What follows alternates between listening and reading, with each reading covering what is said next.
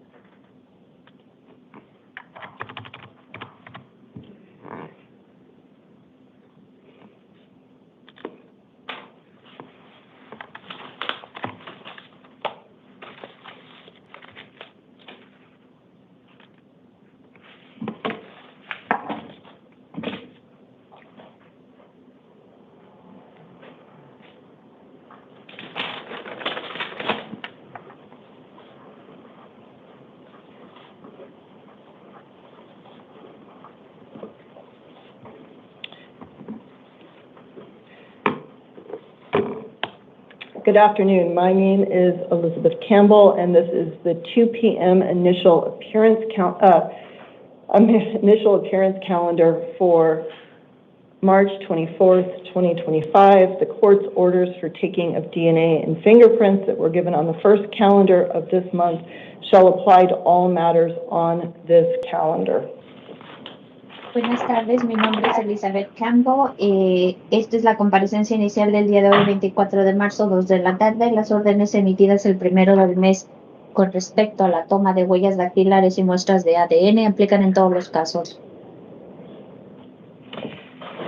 As you were informed in the recording, you have the right to remain silent. Anything you say could be used against you. Como escucharon en la grabación, tienen el derecho de permanecer en silencio. Cualquier cosa que digan se podrá usar en su contra. Most of you are qualified for a court-appointed attorney.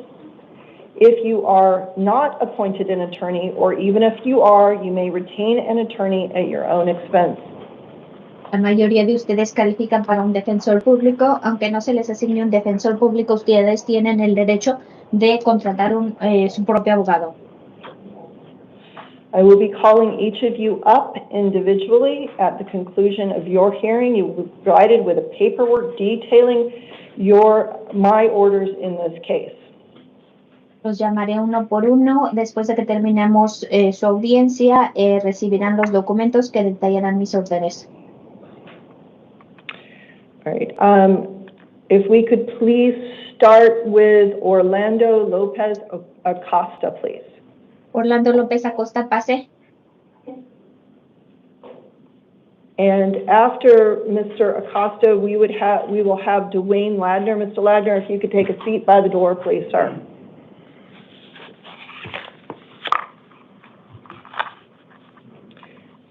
Good afternoon, Mr. Acosta. Buenas tardes, señora Acosta. Buenas tardes. Good afternoon. Can you please, Mr. Acosta, can you please identify yourself for the record? Señora Acosta, dígame su nombre completo para las actas. Orlando López Acosta. Orlando López Acosta. Mr. Acosta, what is your date of birth? Señora Acosta, ¿cuál es su fecha de nacimiento? 25 de noviembre del 2000. November 25th, 2000. And Mr. Acosta, we are here this afternoon because you have new violations pending in the Maricopa County Superior Court. Señora Acosta, estamos aquí porque tiene un caso nuevo en el Tribunal Superior del Condado de Maricopa. And you were arrested on 2 violations: aggravated DUI, driving while your license was suspended or revoked, a Class 4 felony. Usted fue arrestado por 2 puntos acusatorios. Uno es por manejar ebrio con agravantes, manejar mientras su licencia de manejar estaba revocada o suspendida, delito categoría 4. And possession of an open container in your vehicle, a Class 2 misdemeanor. y posesión de un contenedor de bebida alcohólica abierto en el vehículo, que es falta categoría 2. I found probable cause for both violations. Determino que existe motivo fundado en ambas acusaciones. And I am appointing you an attorney. Y le voy a asignar un abogado. You have 2 hearings set in this matter at the Maricopa County Superior Court, the first one on April 8th at 8:30 and the second one on April 10th at 8:30. Tiene 2 audiencias en el Tribunal Superior, la primera el 8 de abril y la segunda el 10 de abril a las 8:30 ambas. Mr. Acosta, as long as you are going to promise me that you will attend those 2 hearings, I am inclined to release you on supervised release. Señora Costa, si usted promete comparecer a sus audiencias, tengo la intención de ponerlo en libertad bajo liberación supervisada. Sí, está bien. Yes, that's fine. Okay, so you will be released to supervised release. You will need to check in with the pretrial services supervisor and submit to drug and alcohol testing. Muy bien, quedará en libertad y deberá de someterse a las revisiones de la Agencia de Control y Procesados con monitoreo de alcohol y drogas. You are not to possess any weapons. No deberá de tener posesión de armas. You are not to possess any drugs without a valid prescription or consume alcohol. Tampoco debe tener posesión de drogas si no tiene la receta y no deberá de consumir bebidas alcohólicas. You are not to drive a car. Tampoco debe de manejar un vehículo. If you will step to the left, the officer has your paperwork. Hacia la izquierda, la gente tiene sus documentos. Okay. Hacia la izquierda.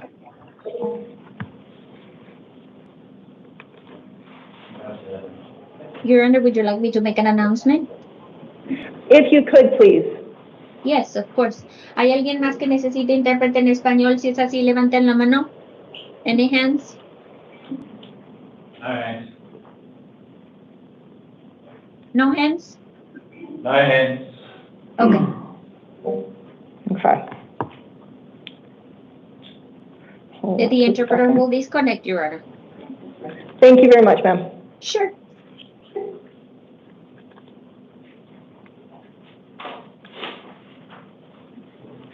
All right. All right, if we could please have Dwayne Ladner, and then Larry Holland will be next.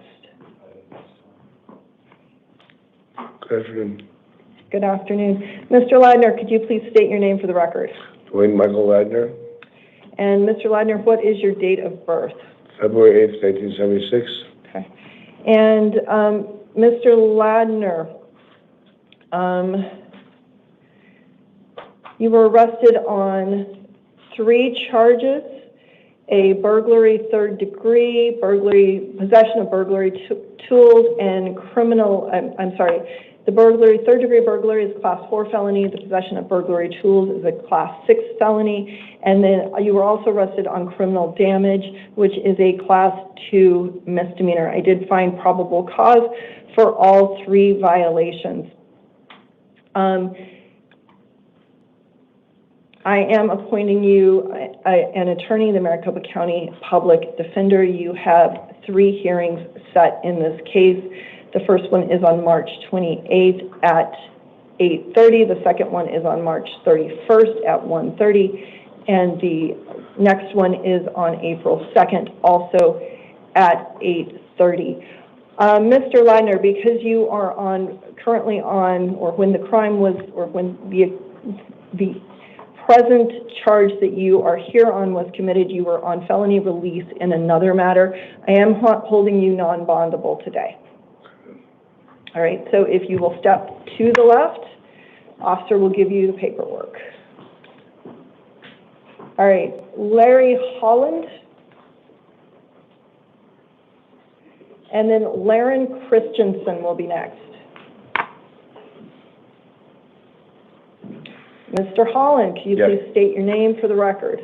Larry Neil Holland, Jr., And Mr. Holland, what is your date of birth?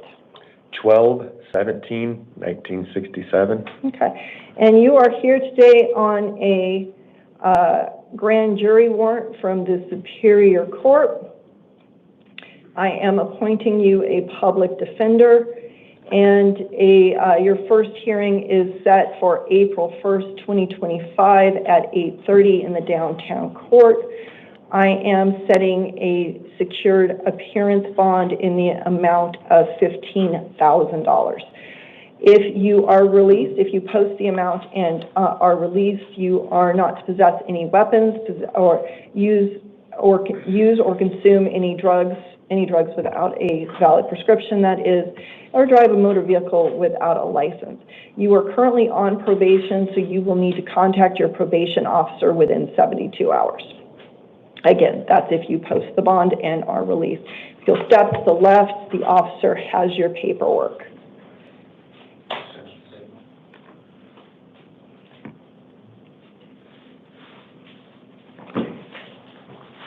After Ms. Christensen, we will have Cassandra Price, if Ms. Price could take a seat beside the door. All right, Ms. Christensen, you are here on 5 matters. You have your new case, and the charges you were arrested on possession of narcotic drugs for sale, a Class 2 felony, possession of dangerous drugs for sale, also a Class 2 felony, possession of narcotic drugs, a Class 4 felony, possession of dangerous drugs, a Class 4 felony, possession of drug paraphernalia, a Class 6 felony, false reporting to police, in this case, a Class 6 felony, and driving with a suspended or revoked license, that is a Class 1 misdemeanor.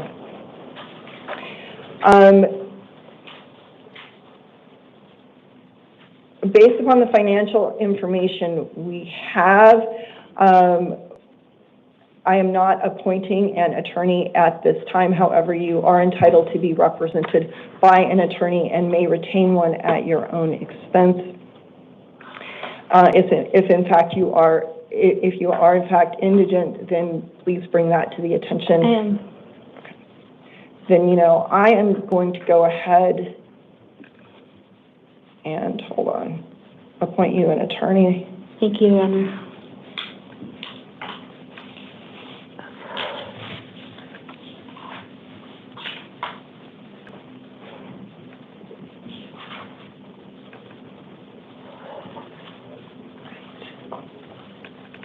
There you go. All right. I'm going to go ahead and appoint you an attorney. You're appointed the Maricopa County Public Defender. You have 2 upcoming hearings set. The first one is March 31st. The second one is April 2nd. Both are at 8:30. Both are in the downtown Phoenix court. I am setting you a secured bond of $20,000 in this matter. In the event that you are able to post that bond, you're not to possess any weapons, possess any drugs without a valid prescription, possess or consume any alcohol, and not drive a vehicle without a driver's license. In your probation violation, in your open criminal case, which is 7986, this is now a probation violation. In that case, I am setting a secured appearance bond in that first probation violation case in the amount of $5,000. And again, it would be this, in the event you're able to post that, it would be the same terms and conditions, not to possess any weapons, possess any drugs without a valid prescription, and possess or consume any alcohol. In the next criminal case, which is 9121, again, the probation violation in this case, I am appointing you an attorney and setting a secured appearance bond in the amount of $2,000. In the event you are able to post that, there would be the same conditions. In the next probation violation case, which is 9121. I am setting a secured appearance bond in the amount of $2,000 for the probation violation matter. And then in the last one, which is the 7951 case, again, that is a probation violation at this point. And I am appointing you an attorney in all of these cases. Now, your hearings in all of these cases will be on March 31st at 8:30 in the downtown court. In this last case, there is also oh, hold on. Give me just a second.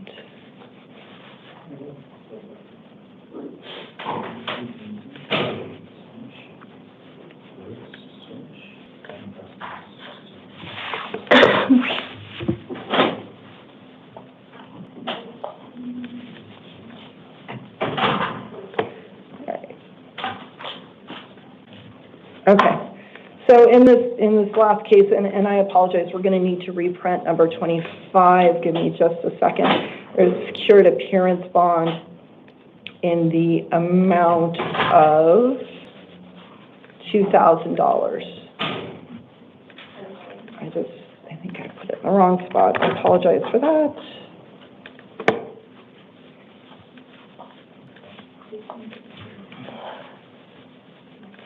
All right.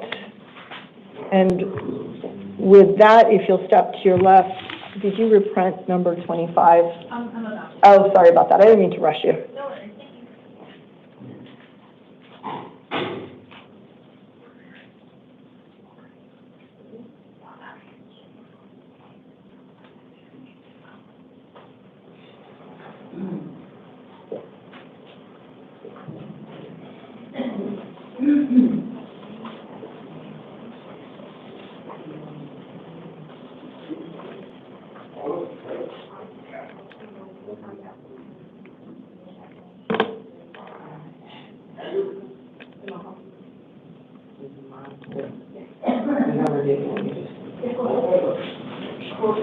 Take care of you.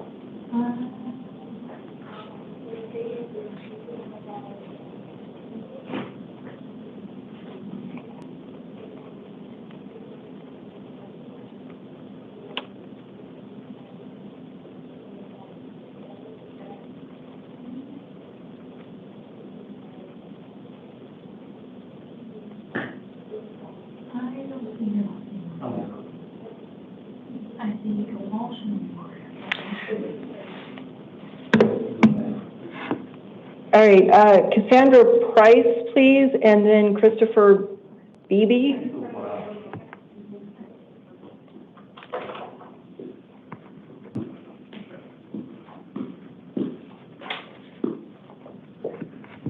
All right, Ms. Price, can you please state your name for the record? Cassandra Renee Price, And Ms. Price, what is your date of birth? November 29, 1974. Thanks. And you're here today on a bench warrant from the Superior Court for failure to appear.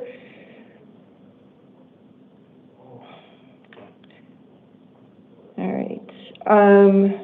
And I am appointing you an attorney today. And a hearing, your next court hearing is April 3rd, 2025. I am going to go ahead and set a secured appearance bond of $1,000 in your case. And in the event that you are able to post that bond, you are not to possess any drugs without a valid prescription. And please make sure you keep the court informed of your address. I'm indigent, Your Honor. I don't have an address. The court needs to have a way to get in touch with you, or you're going to keep getting warrants issued. So you need to have. I'm sorry, can you repeat that? If the court doesn't, if you're not showing up, then please make sure you show up to your court date on April 3rd, 2025, and the officers will have your paperwork for you. Okay, I just got a phone the night prior, and they have it in my, so they'll give it back to me, and I haven't activated it yet, so Okay. I'll have a way to. All right, so officers will have your paperwork for you. Please make sure you show up. If you post the $1,000 bond, please make sure you show up to your court date on April 3rd, okay? Well, I have no way of posting it. I don't. Okay, well then officers will arrange for your transportation to your court date on April 3rd from the facilities, okay? So I just want to be clear, just so I make sure that I don't mess this up this time. Because I was just here like 3 weeks ago on the same thing. I don't pick up any new charges or anything. It's just I've been at the same place staying, and it just depends on when they come, and I just get picked up on the same warrant. It's difficult for me sometimes to get to make it to court, so I don't know what day it is. But I was just here, and I was released on recognizance like 3 weeks, a month ago. Well, I'm just trying to make so that way I have a better understanding of what's going on. This way I have no questions and wondering, I just want it to be clear to me because it's very frustrating to me. okay, and I understand that. If you are in custody, then the officers will transport you to your court hearing on April 3rd, okay? If you are able to post that $1,000 bond and are out of custody, it's very important that you make your way to that court hearing on April 3rd at 8:30, okay? And all that information is going to be in the paperwork. Okay, all right, I'm still kind of, all right, I just don't understand. I've served I've been picked up 4 times on the same thing, and I just want it to be done with. Okay, and I understand that. It's very important you go to your court date. I understand. I'm not trying, my brother just found me. They've been looking for me, and I just got in contact. I was supposed to meet with him today, and that didn't happen because I'm here. And he doesn't know, so I'm here. I don't know how to get a hold of him. Okay. And ma'am, if you need to figure out how to post the bond, the officers will have the bond contact information. Otherwise, officers will transport you to your April 3rd hearing if you're still in custody at that time, okay? So if you can step to the left, they will give you your paperwork and you can review your paperwork, okay? I'm just concerned with the stuff that I do have, my belongings. They wouldn't let me bring anything, and when I go back, I'm not gonna have any. I barely have anything yet. I am appointing you an attorney, and you can talk to that attorney about issues as well, okay? And they said I have a 4 o'clock court as well. I'm sorry, what? I was told I have a 4 o'clock court as well. Yeah. Okay, I just want to make sure. Thank you. All right, I'm actually going to skip over Christopher Beebe, and if we could take Marcus Salone, and then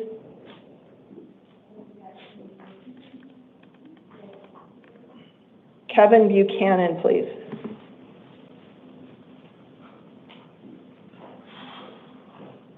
What's going on?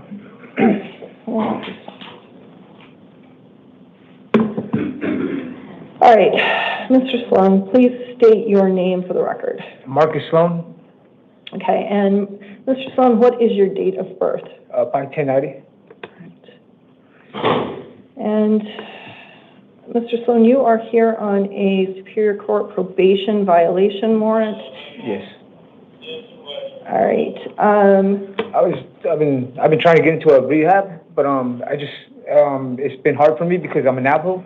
I guess the past fraudulent that happened, so they told me I had to get hold of my caseworker. I don't know nothing about that, but they won't accept me anyway because of the fraud that's been going on. Yeah, it's been hard for me to get into a place. I can't find a place at all. And I understand it can be challenging to get a bed Yeah. in those places. So what I can do today is I can go ahead and appoint you a public defender who will be able to assist you with your case. I am also going to set a secured appearance bond of $1,000. So in the event that you are able to post that bond, you will be released. If you are released, you are not to possess any weapons, you are not to consume any drugs without a valid prescription, you are not to possess or consume any alcohol, and you are not to drive a motor vehicle without a valid driver's license. Please keep the court updated as to an address or a phone number that folks can reach you at, okay? And if you'll step to your left, officers will be able to provide you with information. Do you know when my court date will be? I'm so sorry, I totally skipped over that, didn't I? So it is March 31st at 8:30. You have two court dates at the Maricopa County Superior Court on March 31st, both at 8:30. Thank you. Thank you, sir. All right, Kevin Buchanan.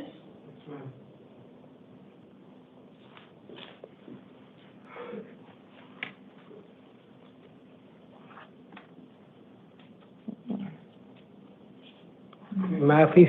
No, it's okay. Hold on just a second, sir.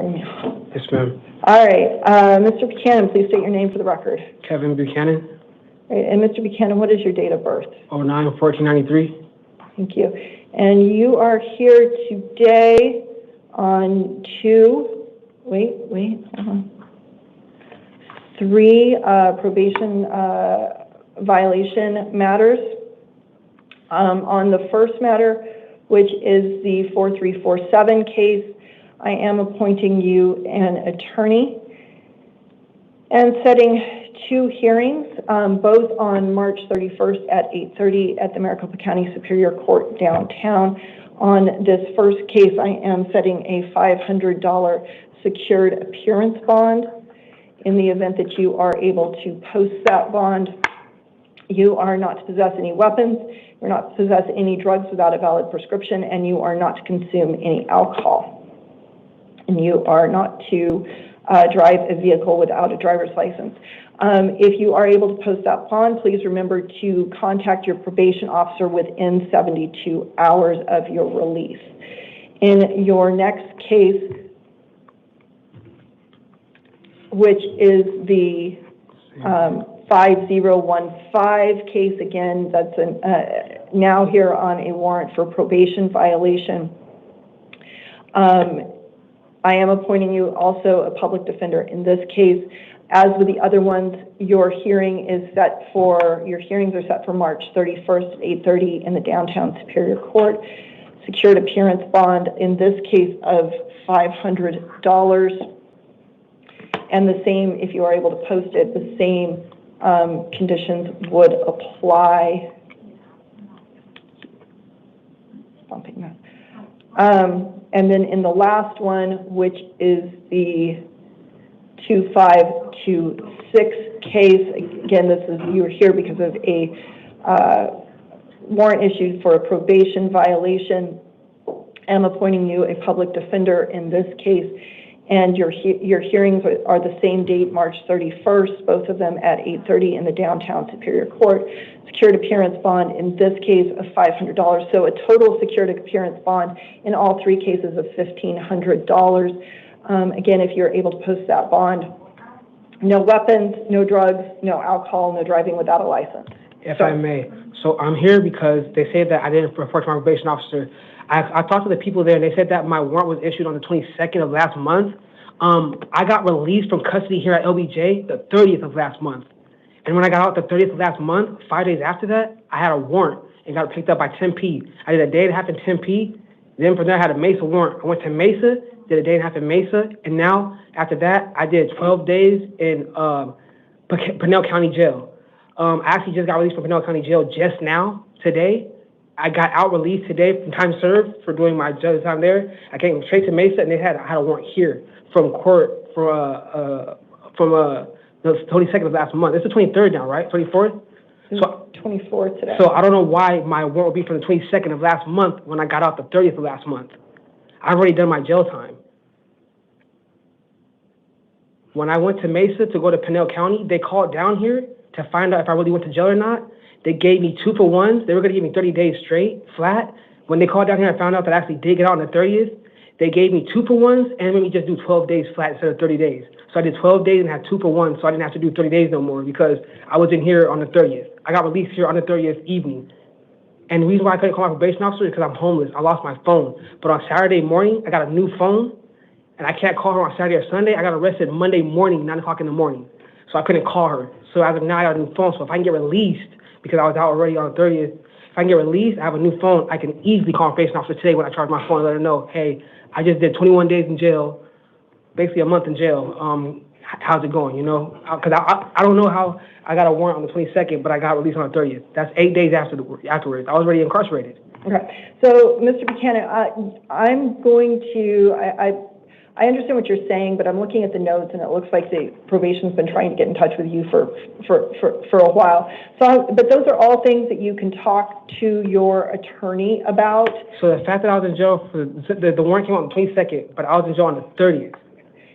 And your attorney will be able to go through all of that, but for today, I'm going to leave that secured appearance bond if you want to step to your left and get your paperwork. But isn't that double jeopardy? The fact that I already had went to jail for that matter, I could have got a page 2 while I was in jail and done that time already.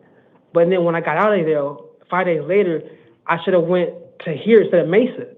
But I went to Pinal County for misdemeanor court, and they said I had no warrants. They said I had no warrants. I went to Tempe jail, from Tempe jail to Mesa jail.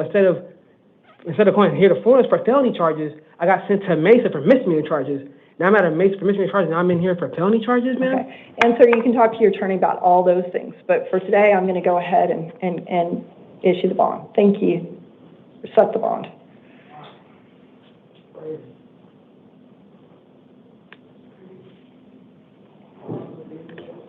All right.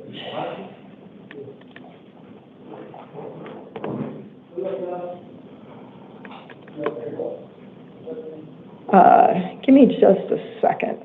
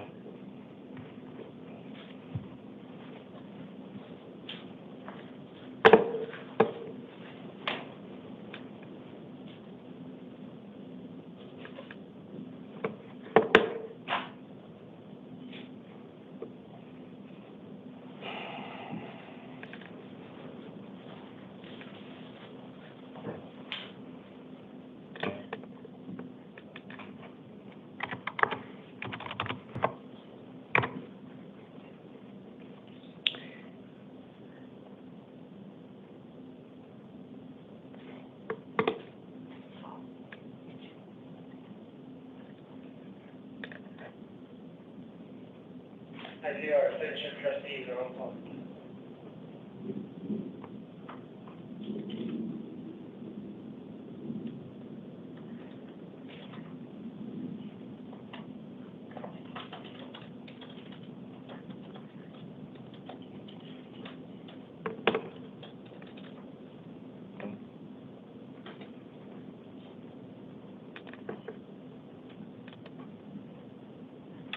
All right, Michael Robinson and then Joshua Weisinger.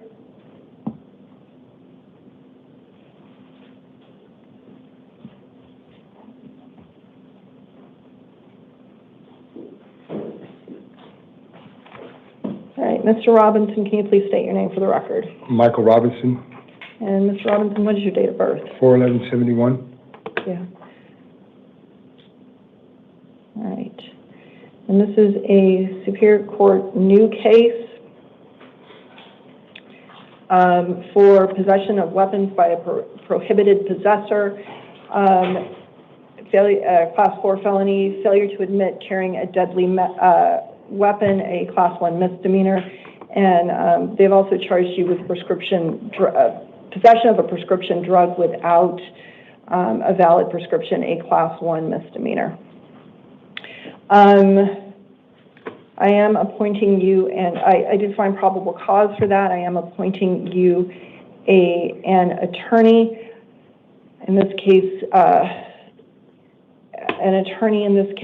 and I'm setting two hearings. The first one on March 31st at downtown court, and the second one on April 2nd. At the downtown court, both of those hearings will be at 8:30. I am setting a secured appearance bond in the amount of $25,000 in this case. In the event that you are able to post that bond, you may not have contact with any co-defendant. You may not possess any weapons. You are a prohibited possessor. You may not possess any drugs without a valid prescription. You may not consume any alcohol. You're not to drive a vehicle without a valid driver's license. Since you are currently on probation, you will need to contact your probation officer within 72 hours.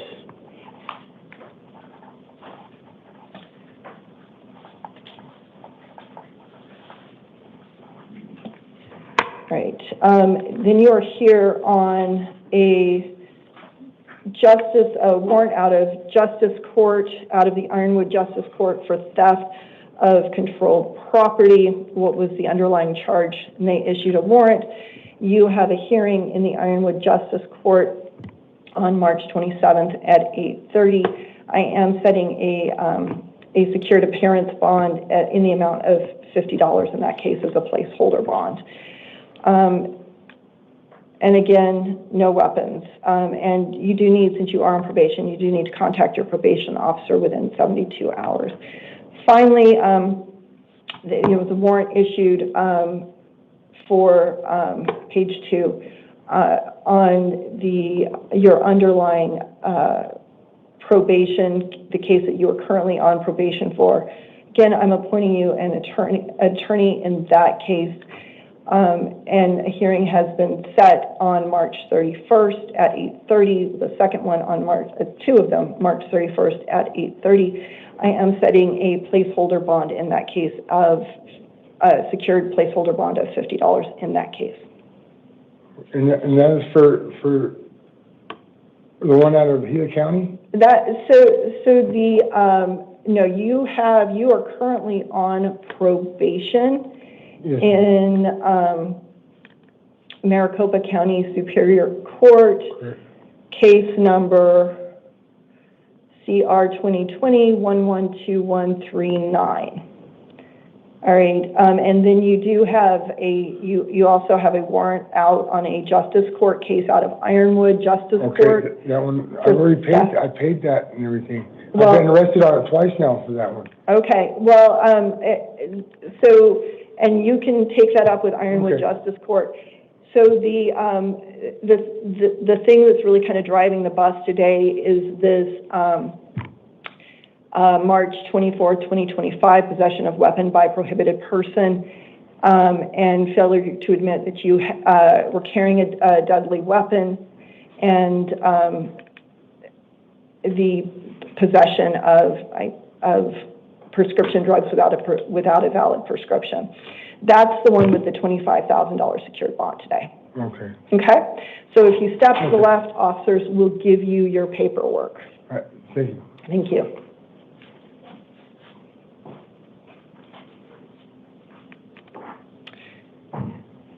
All right, Joshua Wissinger.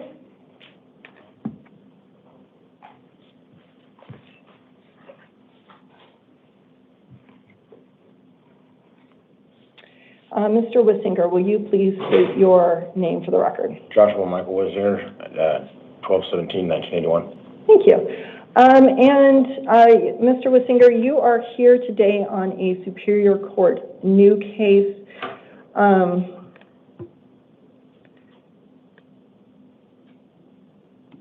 And you have been arrested on the following charges: possession of dangerous drugs, a Class 4 felony, misconduct involving weapons, a Class 6 felony, possession of drug paraphernalia, a Class 6 felony, and theft or control of stolen property, also a Class 6 felony. I did find probable cause for those, and I am appointing you an attorney.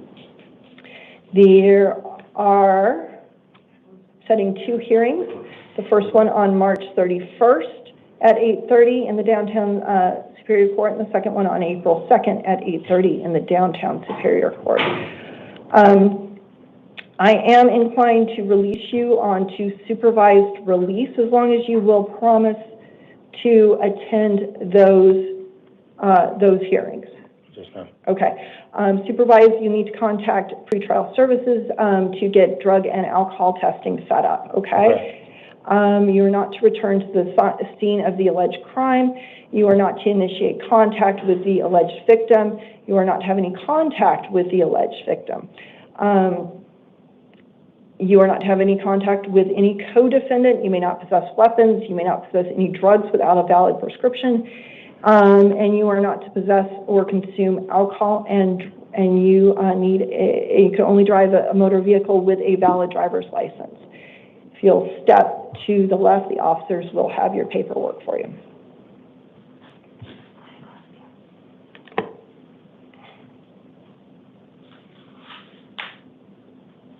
All right, Mr. Pete Munoz, and then Craig Grace, please.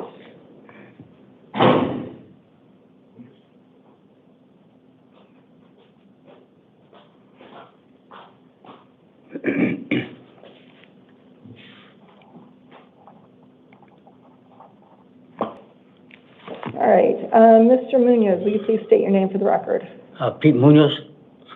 Okay, and Mr. Munoz, what is your date of birth? 7961.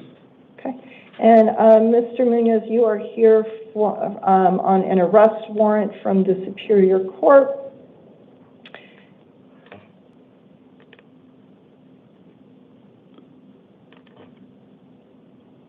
Off of a direct complaint.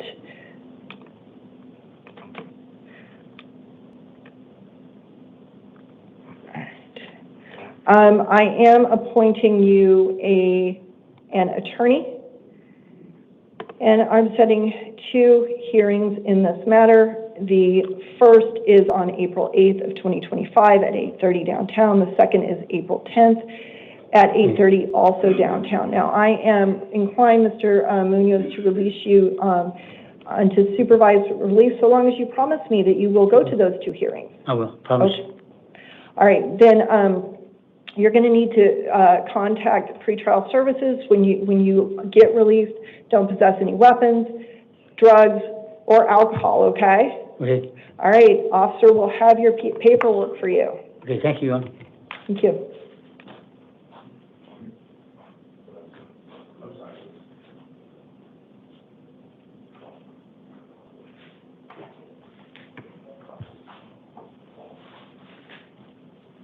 All right, and after Mr. Grace, we'll have Thomas Day.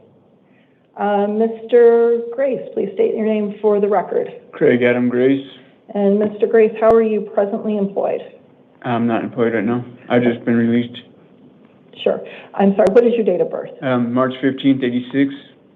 Okay, and you're here today on a warrant from the Superior Court for a probation violation.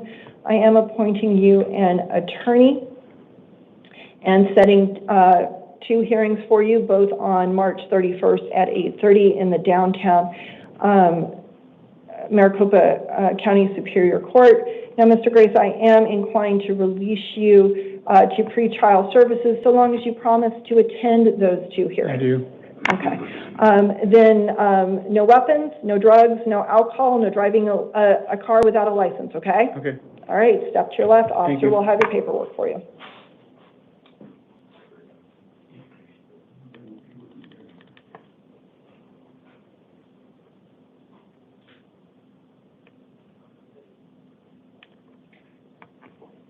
All right, Thomas Day and then Alex Johnson.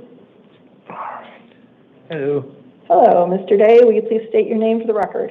Thomas Day, Okay. And Mr. Day, what is your date of birth?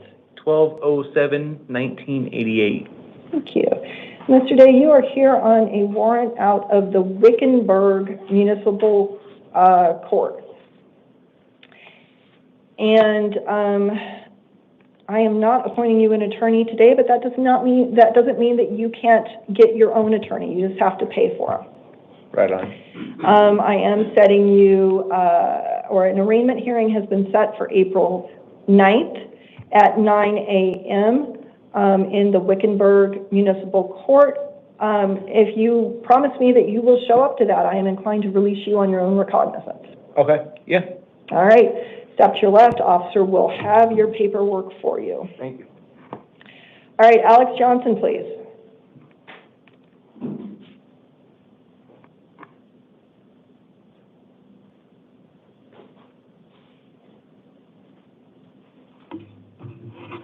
All right, Mr. Johnson, will you please state your name for the record? Alex Lamar Johnson, And Mr. Johnson, what is your date of birth? 8/25/89. All right, and you are here today on a warrant out of the Superior Court for probation violation. I am going to appoint you an attorney and set 2 hearing dates, both for March 31st at 8:30 in the downtown Superior Court. I am not setting a bond today on this probation violation matter. Okay. Okay, so if you'll step to the left, officer will have your paperwork for you. What does that mean, not setting a bond? I am finding that that your matter, your probation violation matter is, at least with the information that I have in front of me, I'm considering it not available as a matter of right. So if you want release conditions, you're going to have to talk to the judge at the probation revocation arraignment hearing on the 31st. Okay. All right. Okay? Thank you. Thank you, sir.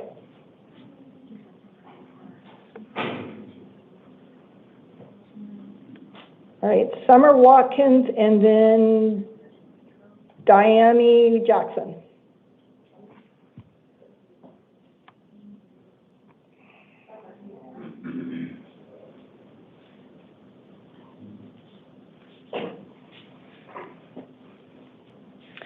Ms. Watkins, will you please state your name for the record? Summer Watkins, And Ms. Watkins, what is your date of birth? 04/14/2001. Okay. And Ms. Watkins, you are here on a new case in the Maricopa County Superior Court for taking contraband into a correctional facility, a Class 2 felony, possession of dangerous drugs, a Class 4 felony, possession of narcotic drugs, a Class 4 felony, and possession of drug paraphernalia, a Class 6 felony. I am finding probable cause for those, and I am appointing you a lawyer. I'm setting 2 hearings on in your matter. The first is on April 8th at 8:30, and the second one is on April 10th at 8:30, both of those in the downtown Superior Court. As long as you promise to attend those hearings, I am inclined today to release you on your own recognizance. Promise. Okay, you got to go to the hearing so we don't do this again, okay?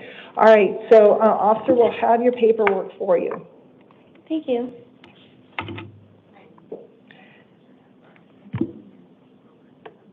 All right, Diane Jackson.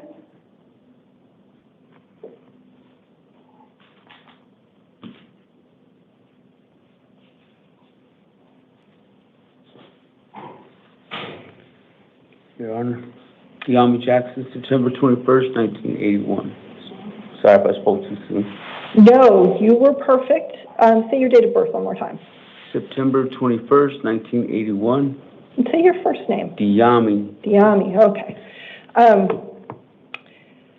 Ms. Jackson, you are here today on a Superior Court new case matter. You were arrested on for possession of dangerous drugs and possession of dangerous drugs, a Class 4 felony, and possession of drug paraphernalia, a Class 6 felony. I am finding probable cause for those, and I am appointing you an attorney. I am setting 2 hearing dates for you. The first one is on April 8th at 8:30. And the other one is on April 10th at 8:30. Both are in the Maricopa County Superior Court downtown. Now, Ms. Jackson, as long as you promise me that you will attend those hearings, I'm inclined to release you to pretrial services. Are you willing to go to those hearings? Absolutely. Okay, so I'm going to release you. Please contact pretrial services. Yes, ma'am. The information will be in the officer's paperwork as you step to your left. All right, thank you. Thank you.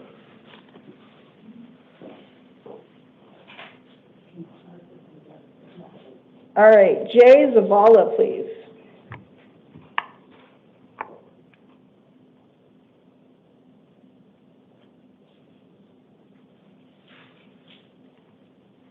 Good evening, Your Honor. Mr. Zavala, please state your name for the record. Jay Zavala. And Mr. Zavala, what is your date of birth? October 18, 2001. All right. And you are here today on a new municipal court case out of which will be pending in the Peoria Municipal Court. And you were arrested on 2 violations: disorderly conduct fighting, a Class 1 misdemeanor, and assault also a Class 1 misdemeanor. I did find probable cause for both of those, and I'm appointing you an attorney. Your hearing is set for March 27th at 9. I'm sorry, let me back up. Your hearing is set for April 10th at 9 a.m. in the Peoria Municipal Court. Now, as long as you promise to attend that hearing, I am inclined today to release you, sir, on your own recognizance. I promise. Yep. All right, please do. You are not to return to the scene of the alleged crime. You're not to have contact with the alleged victim, and you're not to have any physical contact with any alleged victim or the alleged complainant. Understood. No weapons, no drugs, no alcohol. Only drive with a valid license. You may not reside at the same location as the alleged victim or go to the alleged victim's residence, even if you were the owner or renter of the residence. There will be, you can arrange for a civil standby if you need to get your essential items. Okay. Okay? Now, if you'll go ahead and step to the left.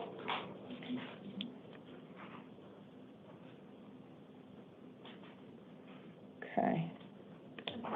And then we'll have Christopher Beebe, if he will give me just a second.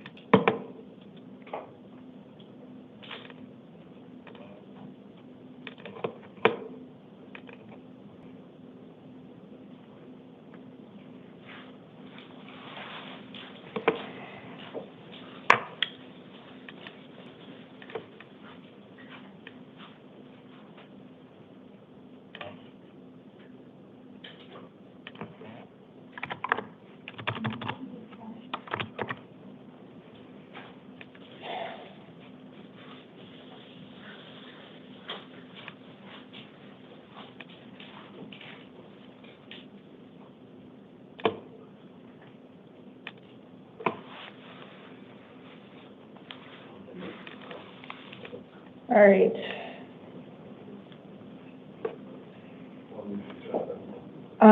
Sir, can you please state your name for the record? Christopher Beebe, Okay, and Mr. Beebe, what is your date of birth? 7/10/89. Okay, and you are here today on a couple matters. Your new case is out of the Superior Court. It is, you were arrested on 3 charges: possession of weapon by a prohibited person, which is a Class 4 felony, prescription or possession of prescription drugs without a valid prescription, which is a Class 1 misdemeanor, and refusal to admit to the police officer that you were carrying a deadly weapon, which is a Class 1 misdemeanor. I did find probable cause for all 3 of those violations. I am appointing you a public defender and setting 2 hearings in this case. The first is on March 31st at 8:30, and the second one is on April 2nd at 8:30 in the Maricopa County Superior Court.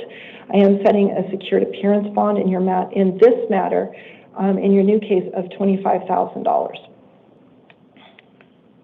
If you are able to post that bond, you may not possess any weapons, you may not possess any drugs without a valid prescription, no alcohol, and you may not drive a motor vehicle without a valid license. You will need to contact, if you are released, you will need to contact your probation officer within 24 hours of that release.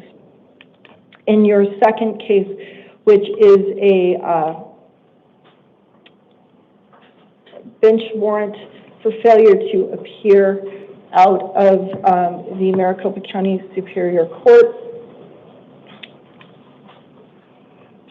I am appointing you an attorney in that case as well, and setting 2 hearings, both on March 31st at 8:30. And I'm sorry, is that the new one with the correct bond amount? That's the new one. Okay, thank you. On March 31st at 8:30 downtown, I am setting a placeholder bond in that one of $50. And with that, the officer should have your new paperwork, and you can step to the left. Thank you.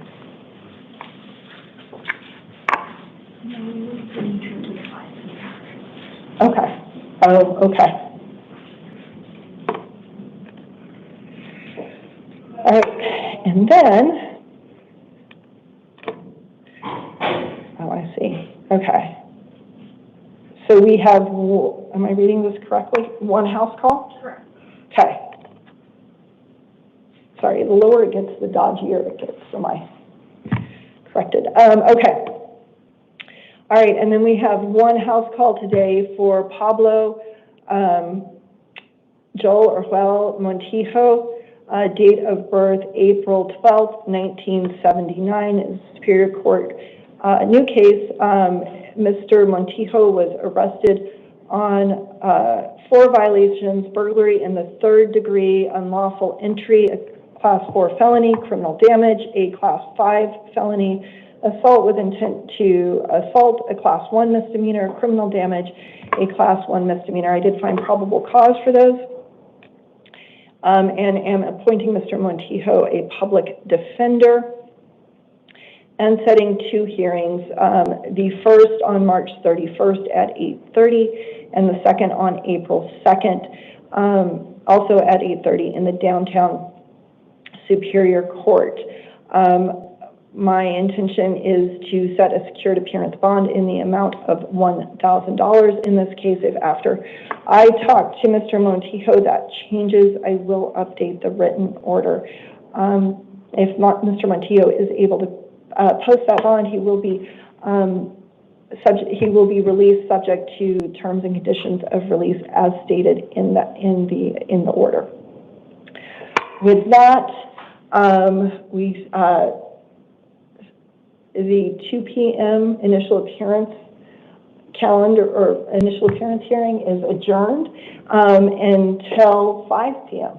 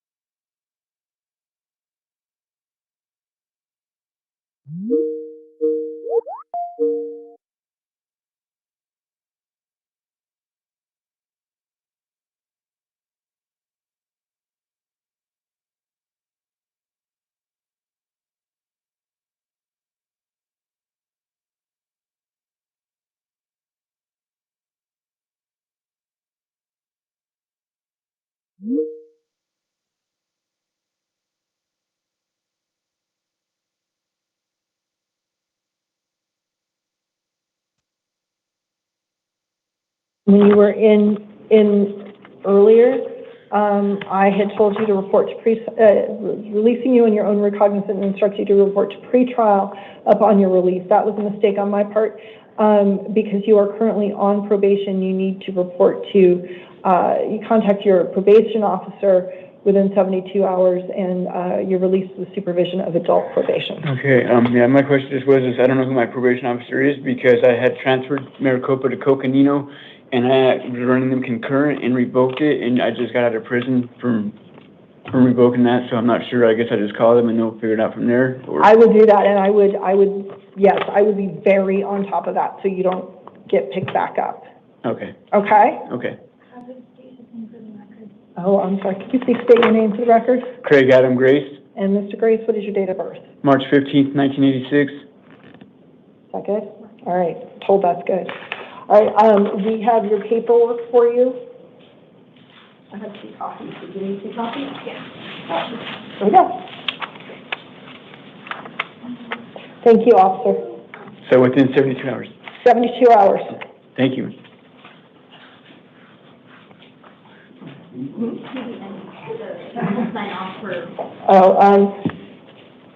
With that amendment, court is now in recess until 5 p.m.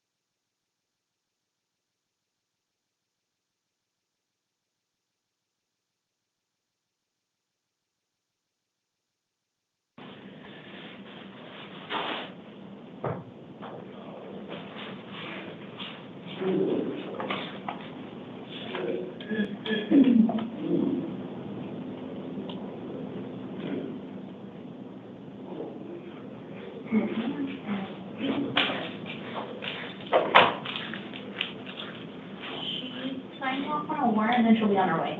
Okay.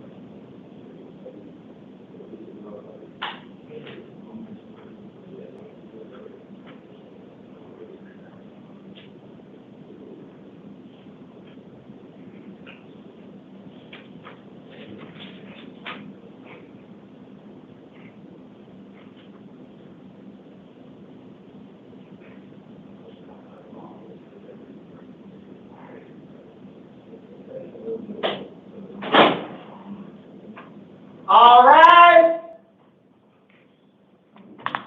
You may be seated.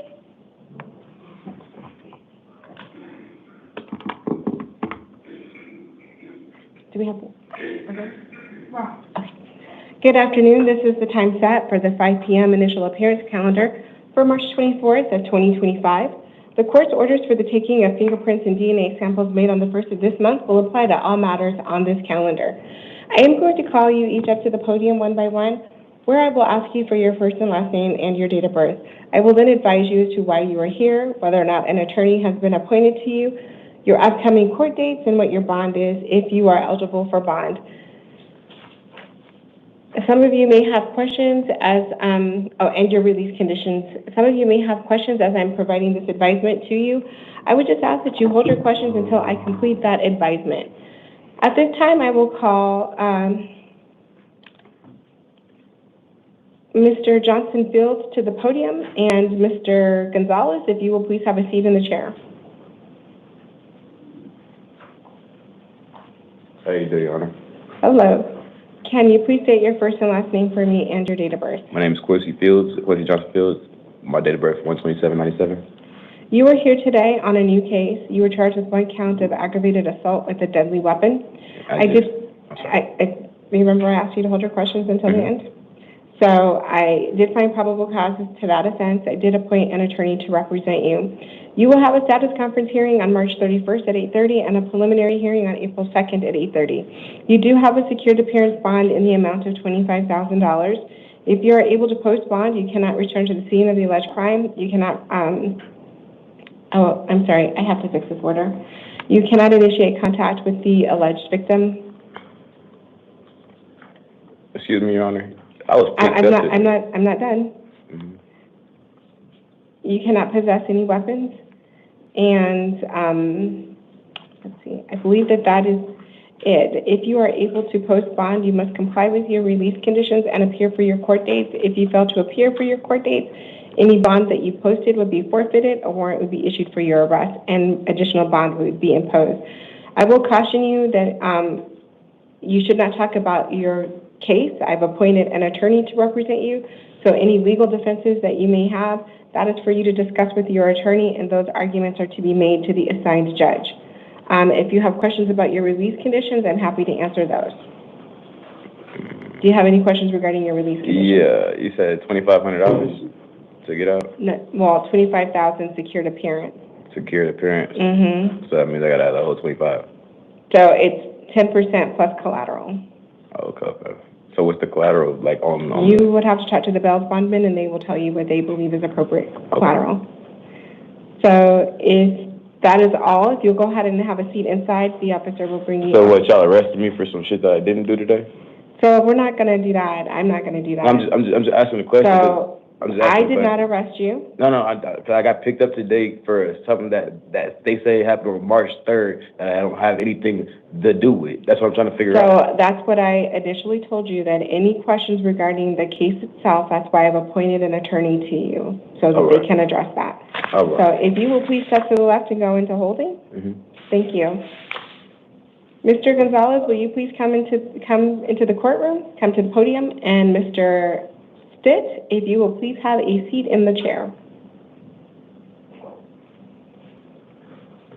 Hello. Hello. Can you please state your first and last name and your date of birth? Richard Gonzalez, 01/26/1996. You were here on 2 matters. You have one is a warrant for failing to appear for court, and the other one is a grand jury warrant. So I'm going to first talk to you about the grand jury warrant. A grand jury charged you with possession of a narcotic drugs for sale, a Class 2 felony, and 1 count of misconduct involving weapons, a Class 4 felony. The date of these alleged offenses is February 13th of 2021. I did appoint an attorney to represent you in this matter. You will have an arraignment hearing on April 1st at 8:30.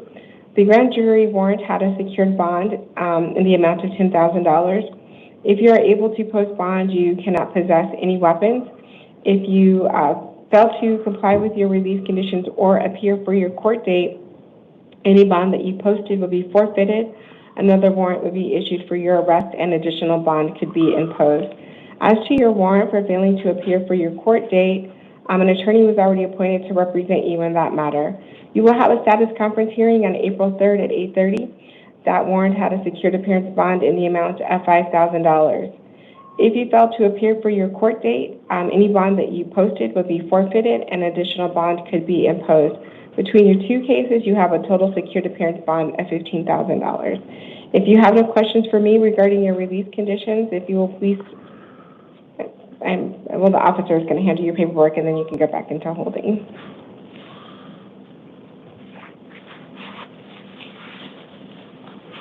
Mr.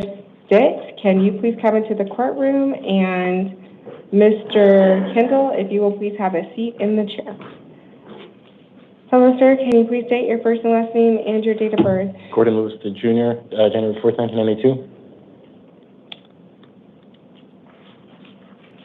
Hold on a second. Just I have to fix this. They just not put stuff in it. This was the add-on at the last minute.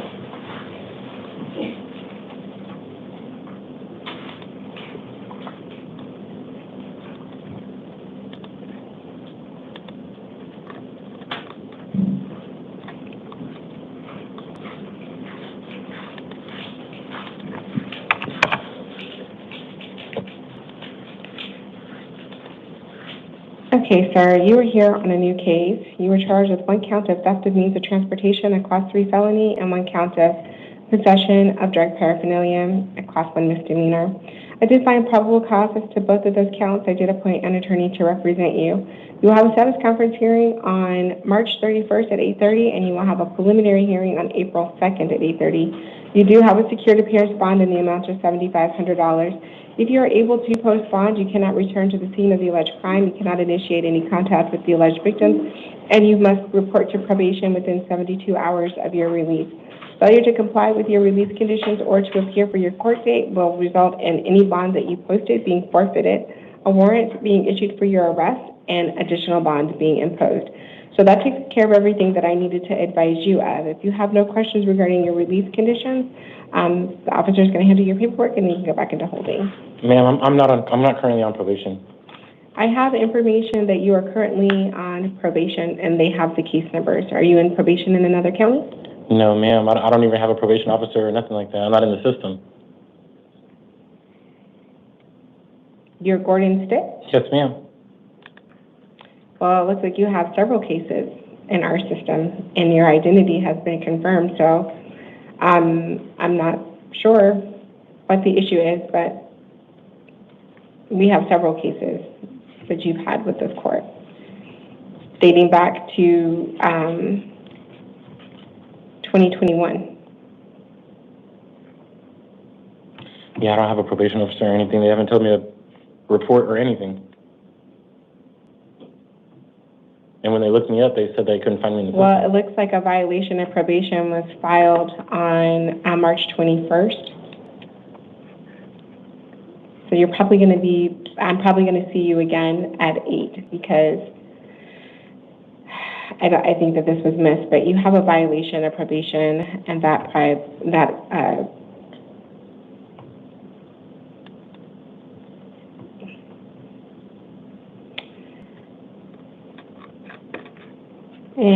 violation, the petition alleges that you violated your probation because you failed to report to your probation officer after your release from incarceration on January 13th. Attempts were made to locate you, and then you also refused to participate in substance abuse treatment. And there's other things, but so that's the information on one of your cases that you're on probation for. So I believe that takes care of everything that we have to talk about. If you will, the officer, I believe already gave you your paperwork. Mr. Kendall, will you please come into the courtroom? And Mr. Pilar, if you'll please have a seat in the chair.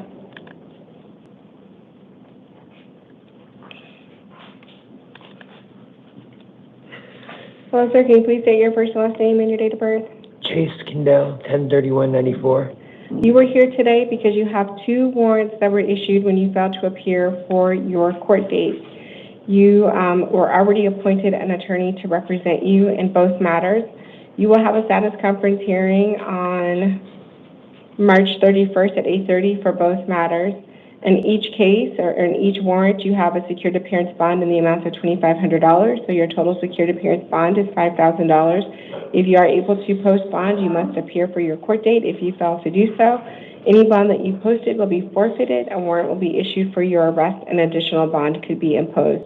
So that takes care of everything that I have to advise you of. I believe the officer is going to hand you your paperwork, and then you can step back into holding. Thank you. That concludes everything that we have to do. Thank you. Mr. Kilar, if you will please come into the courtroom.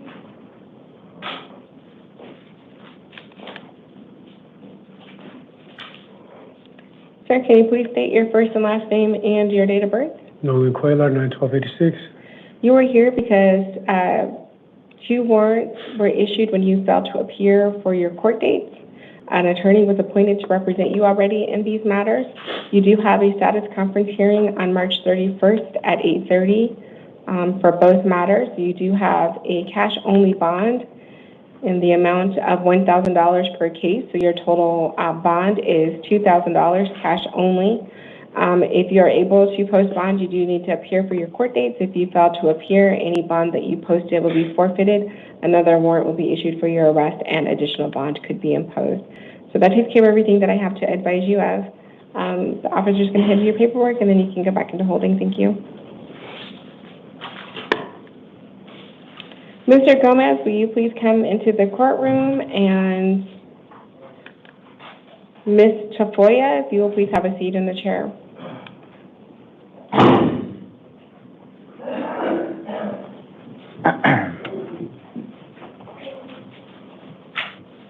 Hello, sir. Can you please state your first and last name and your date of birth? Yeah, Nicholas Anthony Gomez, and my date of birth is 6/7/05. You were here today because you have a warrant out of Navajo County Superior Court. Yeah. I did appoint an attorney to represent you in this matter. You have an arraignment hearing on March 27th at 8:30. You have a secured appearance bond in the amount of $1,000 for the warrant. If you are able to post bond, you do need to make sure that you appear for your court date. If you fail to appear, any bond that you posted will be forfeited. Another warrant will be issued for your arrest, and additional bond would be imposed. Your paperwork will tell you where your court is. It has all that information of where you need to be if you are able to post bond. Okay, that took care of everything that I needed to advise you of. Can I ask a question? So the warrant, it came out in December, but I graduated off probation in May, and my probation officer, we confirmed everything, but This is out of Navajo County. Yeah, but those situations happened while I was on probation, so I would have thought that. What I was going to explain to you is that I don't have access to the court system in Navajo. So I cannot look up anything. I can't answer any questions. The only information I have is just the warrant. Okay. Can I get released on my own recognizance? I cannot, because this is an out-of-county warrant. I have to enforce what the warrant says. Okay. All right. Have a good day. Sure. Ms. Tafoya, if you will please come into the courtroom, and Mr. Caton, if you will please have a seat in the chair. So, ma'am, will you please state your first last name and your date of birth? Isabella Tafoya, 4/15/96. You were here today because you have a violation of probation. I did appoint an attorney to represent you in this matter. You have a probation revocation possible disposition hearing on March 31st at 8:30. You do have a secured appearance bond in the amount of $500. If you are able to post bond, you do need to make sure that you appear for your court date. If you fail to appear, any bond that you posted will be forfeited. A warrant will be issued for your arrest, and additional bond could be imposed. That takes care of everything that I need to advise you of. If you have no questions, the officer is going to hand you your paperwork, and then you can go back into holding. Thank you. Thank you. Mr. Caton, if you will please come into the courtroom, and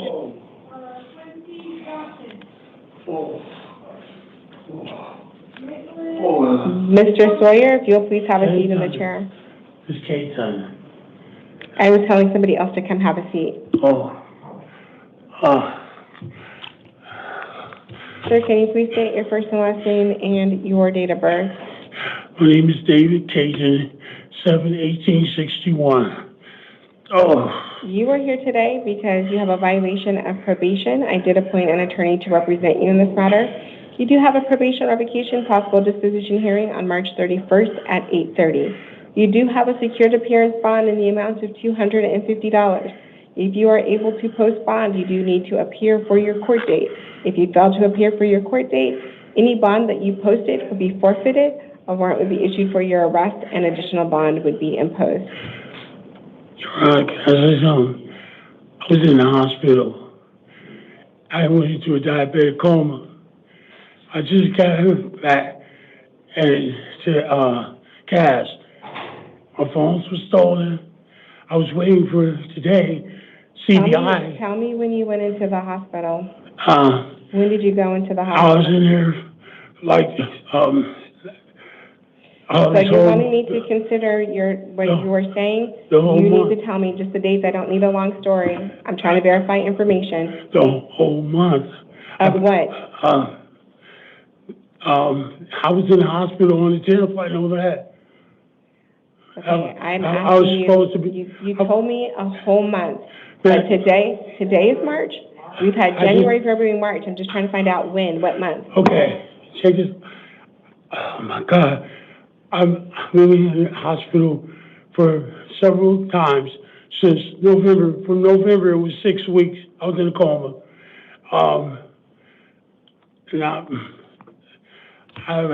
You said you were in a coma in November? Yes, and to December something. And then I went back. I've been in the hospital 3 times.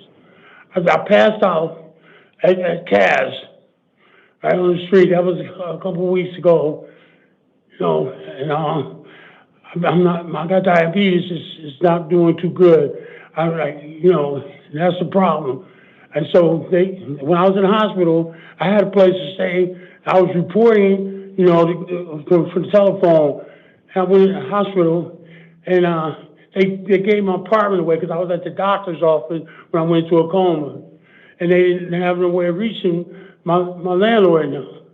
So they sent me to sent me to Cass until they can give me another place. And so since then, I've been in the hospital twice. I just got out.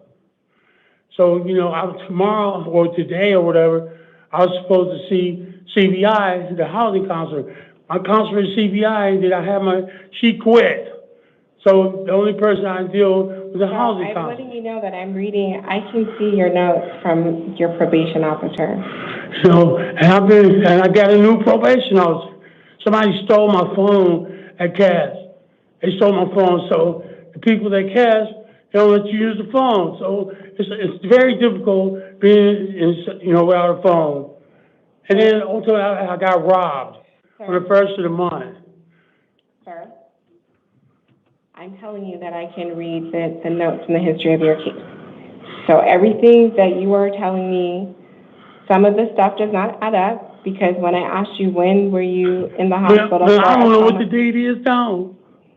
I'm being penalized. So I'm trying to talk to you, but you keep interrupting me. Okay, I'm sorry. Okay? So we can have a dialogue, but if you interrupt me, then that's going to end the conversation. Yes, ma'am. So when I'm reading over your notes, you said that you were in a coma in November. However, your probation officer did talk to you in December. Then you were not. When they tried to find you at CBI, you weren't there. Where? This happened on January 13th. They were trying to verify your residence.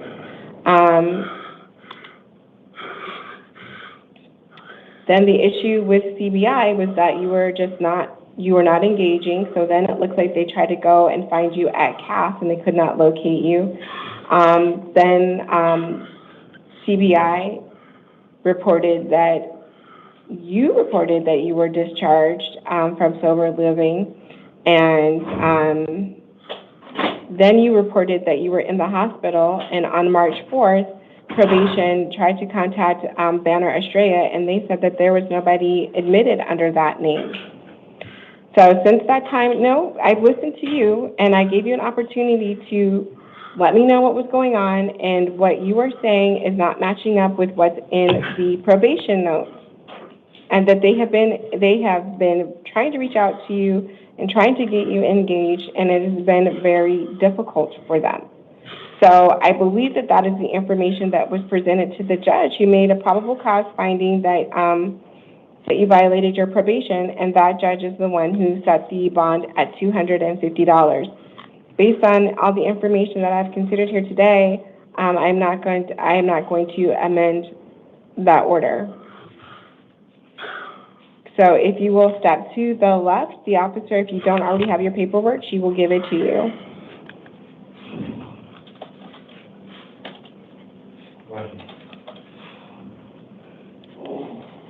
Mr. Sawyer, will you please come into the courtroom? And Mr. Watchhouse, if you'll please have a seat in the chair.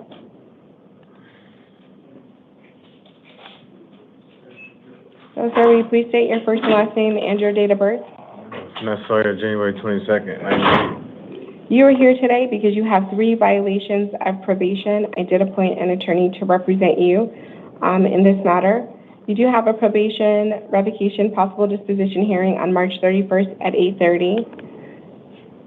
You have, on 2 of your cases, you have a secured appearance bond in the amount of $250, so that's $500 secured appearance. And then on your last violation of probation, there is a cash-only bond in the amount of $50. If you're able to post bond, you do need to appear for your court dates. If you fail to appear, any bond that you posted will be forfeited, a warrant will be issued for your arrest, and additional bonds could be imposed. That takes care of everything that I need to advise you of. If you have no questions regarding your release conditions, you'll step to the left. The officer will give you your paperwork. Yes, I do have a question. You said you were scheduled for a probation revocation. What is it? Probation revocation possible disposition. So what would that entail? What we do on that date? So you will meet with your attorney. I don't know what all is going to be going on at that time as far as what your potential disposition could be, but you will, that will be your first hearing. It's called a probation revocation hearing, so it's exactly what it says. There's a petition to revoke your probation. So your probation could be revoked. If you have any jail time, that could be on the table, or something else could be worked out depending on what is going on, and you could be put back on probation. I don't know. Okay. So that's for your attorney to talk to you about all the ins and outs of your case. Okay, the date is on the paper, you said? Mm-hmm. All right. I'm good. That's it. We're done. Mr. Watchhouse, will you please come into the courtroom?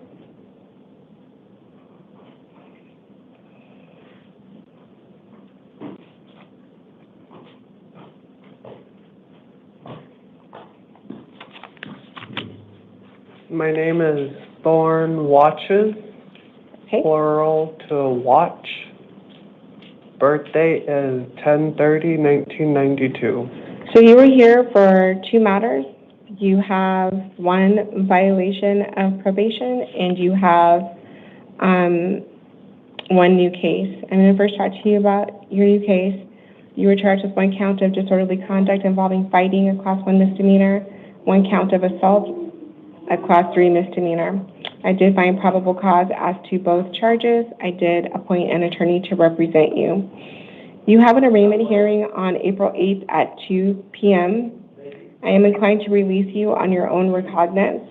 You will have some release conditions. You cannot return to the scene of the alleged crime. You cannot initiate any contact with the alleged victim. You cannot possess any weapons.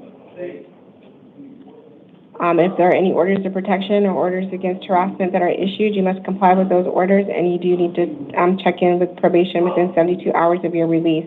You cannot reside at the same location as the alleged victim, even if you are the owner or renter of the residence.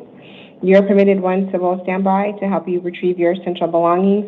If you violate the no victim contact order in this case, you could be charged with aggravated harassment, which is a Class 6 felony. In order to be released on your own recognizance, you do have to promise to appear for your court date. Do you promise to appear? Yes, I promise. I did review the victim impact statement. I just needed to make a record that I did review the victim impact statement. I did consider the victim's wishes, but I also, in making the orders that I have issued regarding this particular case, I do believe that it is, considering the circumstances surrounding the alleged incident, which I have found probable cause that I believe for the safety of the community, the safety of the alleged victim, that that the release conditions are appropriate for this matter. Then you do have a violation of probation. I did appoint an attorney to represent you in that case. You do have a probation revocation possible disposition hearing on March 31st at 8:30. Again, I am going to release you on your own recognizance. You do have to promise to appear for that court date. Do you promise to appear? Yes, I promise. So failure to comply with your release conditions or to appear for your court dates will result in a warrant being issued for your arrest and a bond being imposed. I note that you do have some questions. So I would just caution you against talking about the case, and you can talk about release conditions.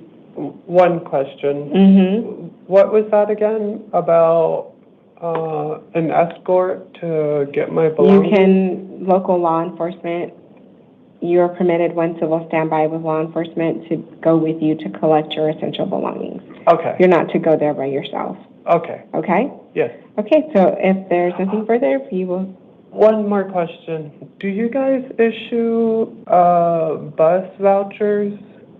Because I live in Buckeye, and that's like 30 miles west.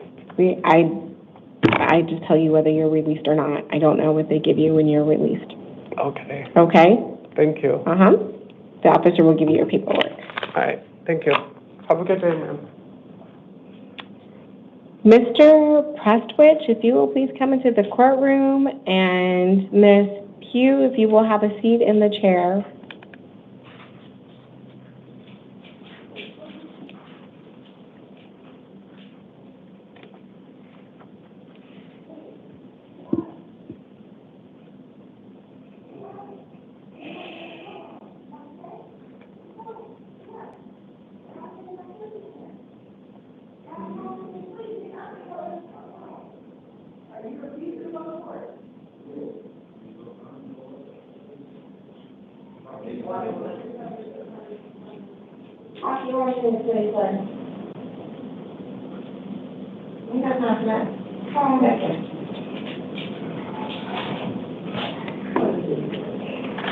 Sir, can you please state your first and last name and your date of birth?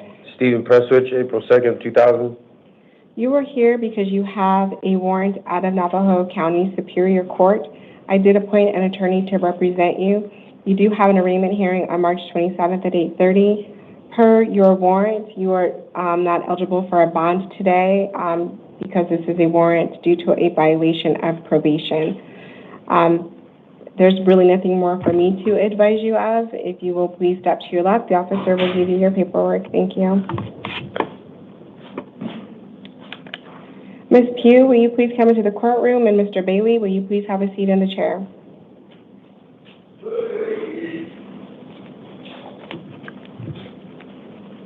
Ma'am, can you please state your first and last name and your date of birth? Janae Pew, May 2nd, 91. You were here today because you have a new case. You were charged with one count of hit and run, with injury, a class 5 felony, one count of endangerment, a class 1 misdemeanor, and one count of driving with a suspended license. I did find probable cause as to all of those counts.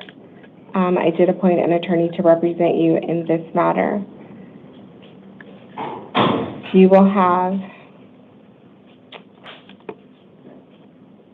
have a status conference hearing on April 8th at 8:30 and a preliminary hearing on April 10th at 8:30. I am inclined to release you to pretrial services. You do have to promise to appear for your court dates. Do you promise to appear? Yes. If you fail to appear for your court dates or comply with your release conditions, which include that you cannot return to the scene of the alleged crime, you cannot initiate any contact with the alleged victim, and you cannot drive without a valid driver's license. Failure to comply with these release conditions or to appear for your court date will result in a warrant being issued for your arrest and a bond being imposed. Do you understand? Okay, so if you will please step to the left, the officer will give you your paperwork. I'm sorry. Oh, did you have questions? Yeah. I didn't understand. What am So I'm releasing you. Mhm. I'm releasing you to pretrial services. The paperwork that you're going to receive will have what your court dates are and what your release conditions are. And those are the things that you have to comply with along with the terms of pretrial services.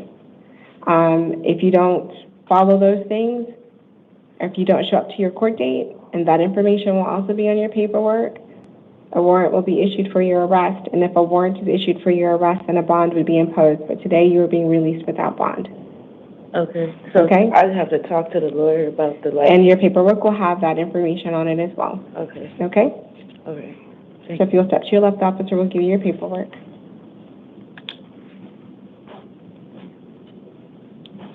Mr. Bailey, will you please come into the courtroom? And Mr. McGee, if you will please have a seat in the chair. Hello, sir. Good afternoon, Your Honor. Can you please state your first and last name and your date of birth? Joshua Bailey, October 7th, 1993. You are here today on a new case. You were charged with one count of failing to obey a police officer, a Class 2 misdemeanor, and one count of resisting arrest, passive resistance, a Class 2 misdemeanor. I did find probable cause. Due to the nature of the offense, you are not entitled to court-appointed counsel. You will have an arraignment hearing on April 14th at 10:30. I'm inclined to release you on your own recognizance today, but you do have to promise to appear for your court date. Do you promise to appear? Yeah. Okay, if you fail to appear for your court date, a warrant would be issued for your arrest and a bond would likely be imposed. Do you understand? Yeah. Okay, so if you will step to your left, the officer will give you your paperwork. Thank you. Mr. McGee, will you please come into the courtroom?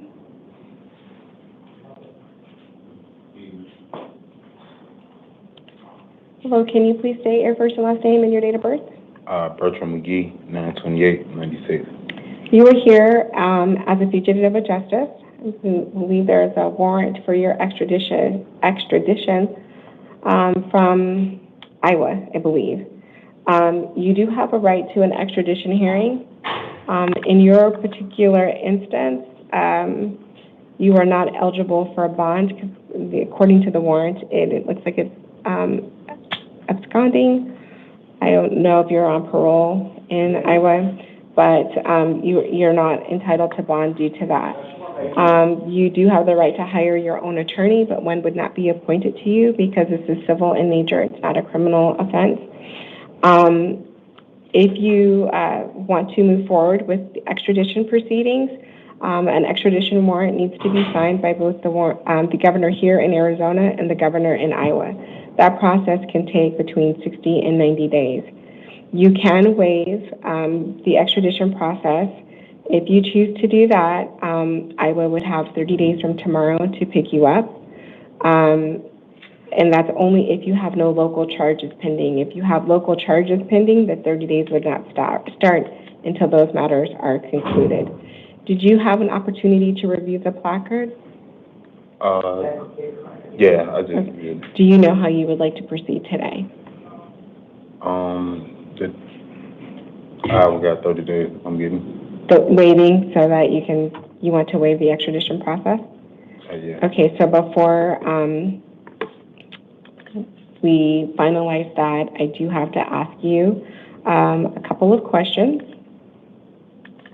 So first, I am confirming that you did have the opportunity to review the information regarding your rights, correct? Yeah.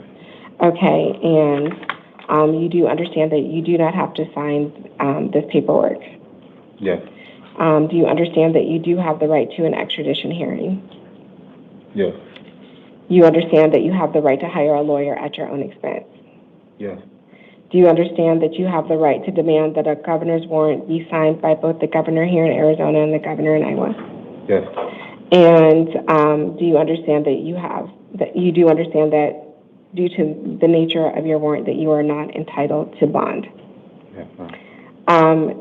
Do you want to give up those rights and sign the paperwork? Can I ask you a question? So if, say that I was trying to switch my parole up here, would I have to go to a hearing for that? I don't know, that's like, that requires something else called an interstate compact agreement, and I don't know if that is something that would be on the table for you because you've had this warrant, so I don't know. All right, thank you. Okay, do you have any other questions? No. So, do you wish to give up these rights and sign the paperwork? Yeah. Has anybody threatened you or promised you anything to get you to sign the paperwork? No. Have you had any drugs, alcohol, or medication within the last 24 hours? No. I find that you have knowingly, intelligently, and voluntarily are signing the waiver, and I'm going to also sign it. I am directing the Sheriff's Office to notify the requesting state that you are ready to return. The requesting state will have 30 days from tomorrow to pick you up unless there are local charges pending. If there are local charges pending, the 30 days would not start until those matters are concluded. Do you have any other questions? So if I was to do the interstate compact, I have to get Iowa to agree? That's not even on the table. Oh. That's not even on the, that's what I'm telling you, that's not even on the table right now because. I'm saying once I'm done with that, it's okay, thank you. So I think you have to go back to Iowa and take care of whatever you need to take care of, Yeah, and then see, but I think you have to take care of this first. All right, bet, thank you. Okay, so if you will come forward, there's some paperwork that you need to sign.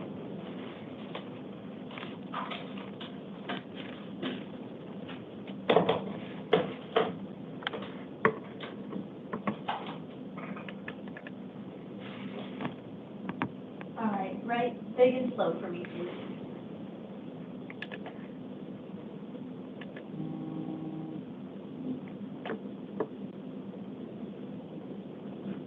And you'll sign again.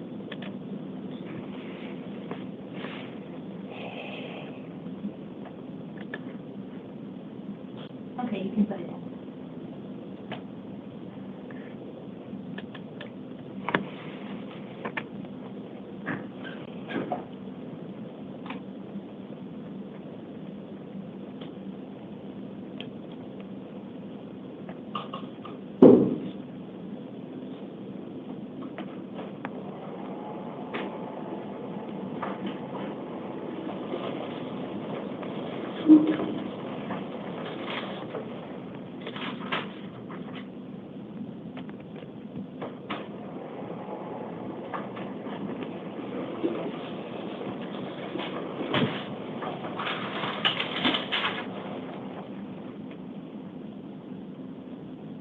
Looks good, thank you.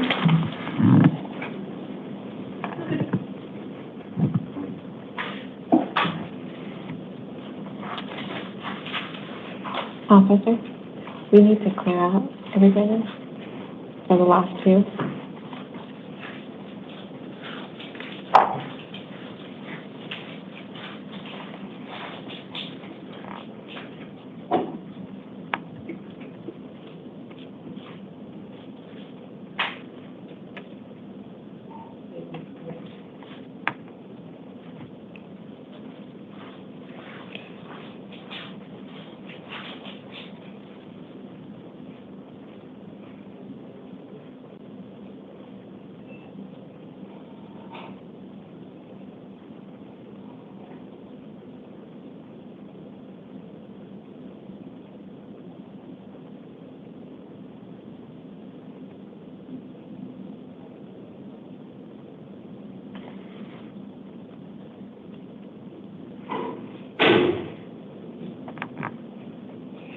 Mr. Ortiz, will you please come into the courtroom?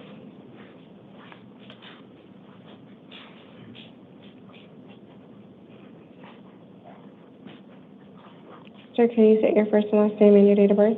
Alvaro Alejandro Martinez Ortiz, 10384.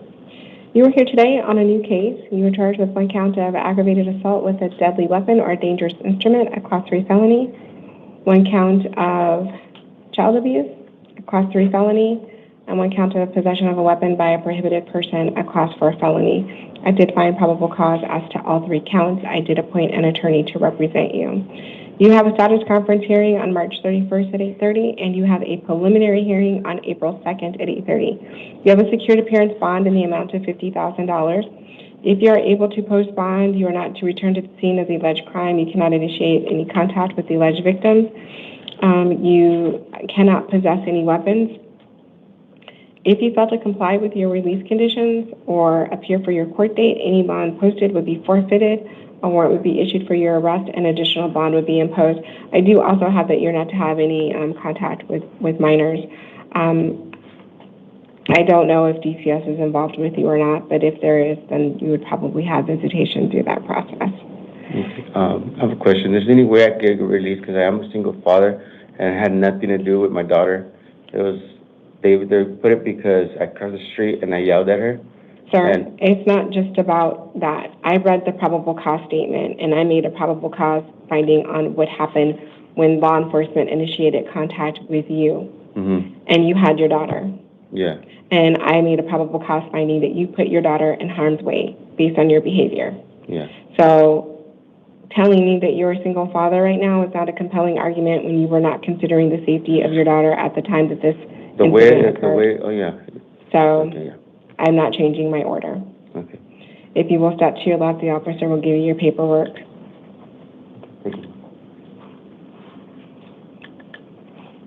Ms. Whitman, will you please come into the courtroom?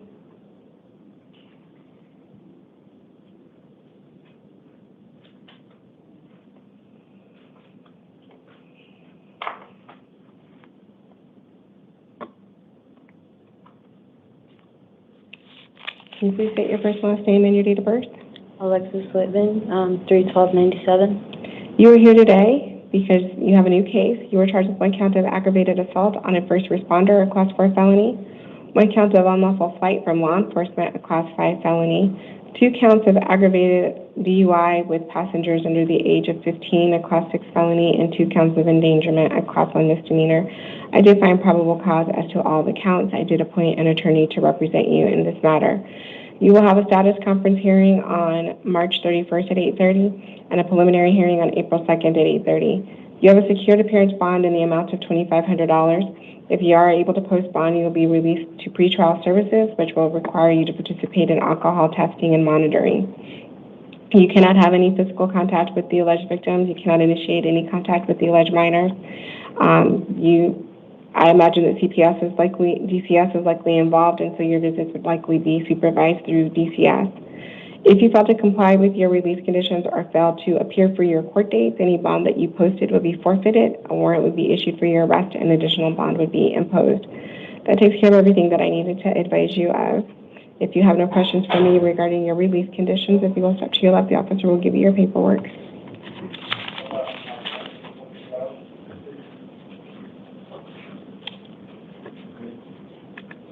Anthony Demetria, date of birth March 18th, 1995, is unable to participate in person due to combative behavior. He is here on a new case where he was charged with 1 count of false report to law enforcement, a Class 1 misdemeanor, and 1 count of obstruction by refusing to give his true name, a Class 2 misdemeanor. Did find probable cause as to both counts. I have to fix this order. He is not entitled to court-appointed counsel due to the nature of the charge.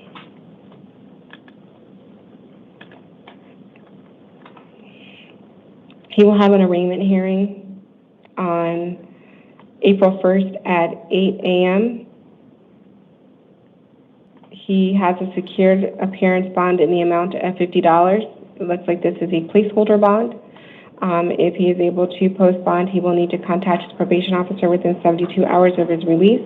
He will also be advised that if he fails to appear for his court date, that any bond that he posted will be forfeited. A warrant would be issued for his arrest, and additional bond would be imposed. This concludes the 5 p.m. initial appearance calendar. We stand in recess until 8 p.m.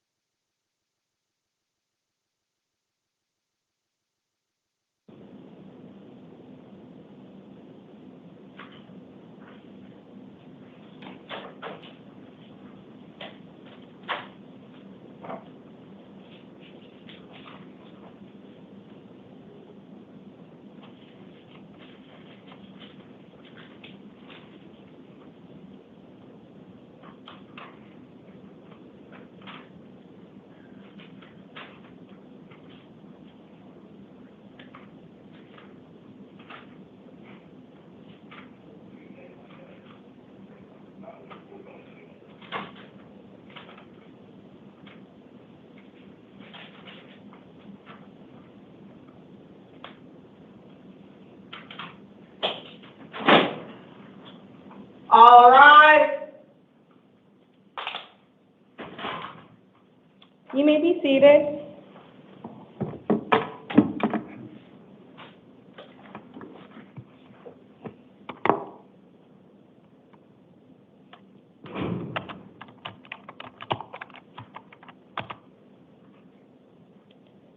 This is the time set for the 8 p.m. initial appearance calendar for March 24th, 2025. The court's orders for the taking of fingerprints and DNA samples made on the 1st of this month will apply to all matters on this calendar. I'm going to call each of you up one by one to the podium where you will tell me your first and last name and your date of birth.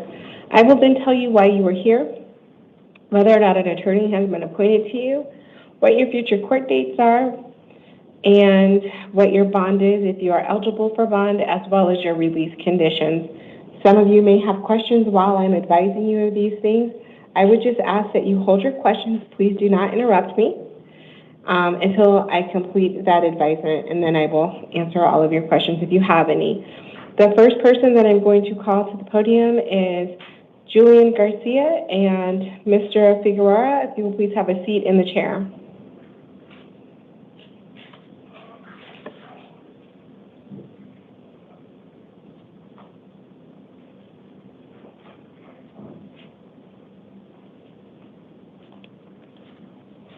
Hello, sir.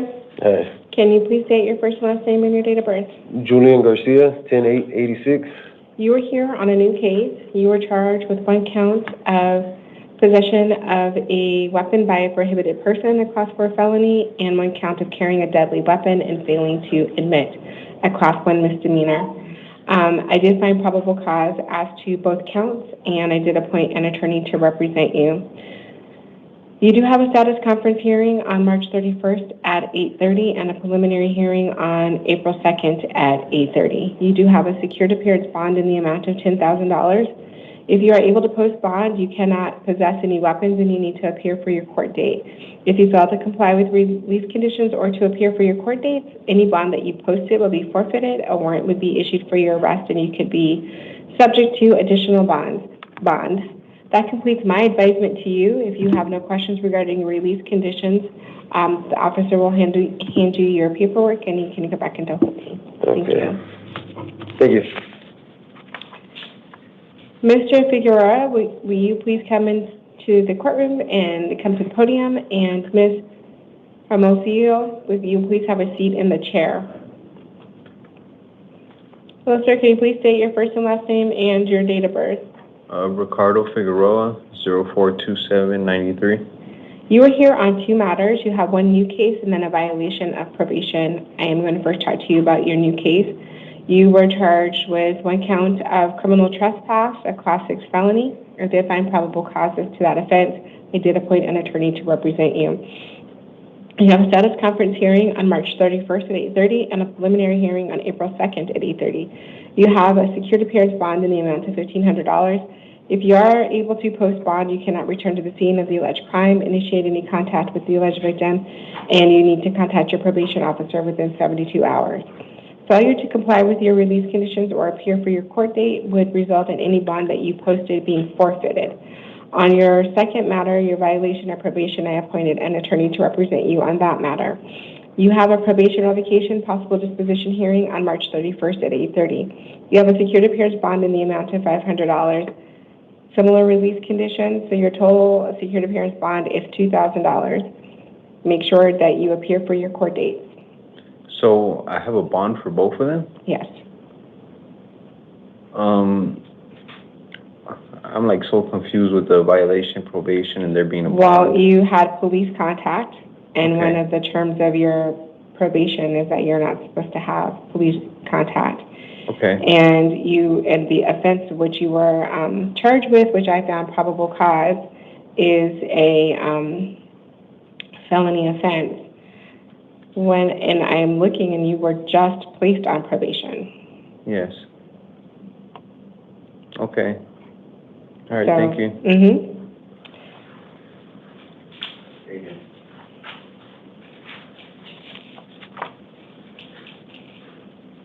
Ms. Hermosillo, if you'll please come into the courtroom, and Mr. Miranda, if you'll please have a seat in the chair.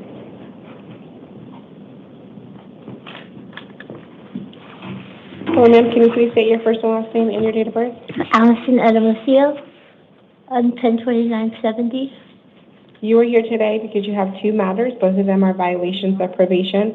I did appoint an attorney to represent you in both matters. You do have a probation revocation possible disposition hearing on March 31st at 8:30. On your first warrant for a probation violation, you have a secured appearance bond in the amount of $1,500. On your second, you have a secured appearance bond of $100. So your total secured appearance bond is $1,600. If you are able to post bond, you do need to make sure that you appear for your court dates. If you fail to appear, any bond that you've posted would be forfeited. A warrant would be issued for your arrest, and you'd be subject to additional bond. That takes care of everything that I need to advise you of. What was the first part you said? The first charge? Both of your cases are violations of probation. What does the second one mean? What did I violate? You have two cases. One is from 2019, and the other one is for 2024. You're on probation for two cases, and you violated, that's the allegation, is that you violated your probation in both matters. Okay. I have court dates. So I just read all that to you, so I would just suggest you read your paperwork, and it has all that information on it. All that? Mm-hmm. Mr. Miranda, will you please come into the courtroom? And Mr. Ladner, if you'll please have a seat in the chair. Hello, sir. Can you please state your first and last name and your date of birth? Adrian Miranda, 12/11/99. You are here today because you have 5 matters. You have 4 violations of probation and 1 new case. I'm going to first talk to you about your new case. You were charged with 1 count of burglary in the 3rd degree, a Class 6 felony. I did find probable causes to that offense. I did appoint an attorney to represent you. You have a status conference hearing on March 31st at 8:30 and a preliminary hearing on April 2nd at 8:30. You have a secured appearance bond in the amount of $1,500. If you're able to post bond, you need to contact your probation officer within 72 hours. You cannot return to the scene of the alleged crime. You cannot initiate any contact with the alleged victims. As to your violations of probation, I appointed an attorney to represent you in all of those matters. You have a probation application hearing on March 31st at 8:30. You have a secured appearance bond in the amount of $100, I believe. I don't know, one case is $150, and then the other 3 are. The other matter is the remaining 3. They have a secured appearance bond in the amount of $100. So you have a secured appearance bond in the amount of $1,950 between all your cases. Again, make sure you contact your probation officer within 72 hours. Make sure you attend your court dates. If you do not, any bond posted will be forfeited. Warrant will be issued for your arrest, and additional bond would be imposed. So that takes care of everything that I needed to advise you of this evening. If you have no questions for me regarding release, the officer is going to hand you your paperwork, and then you can step to the left. All right, thank you, miss. Mr. Ladner?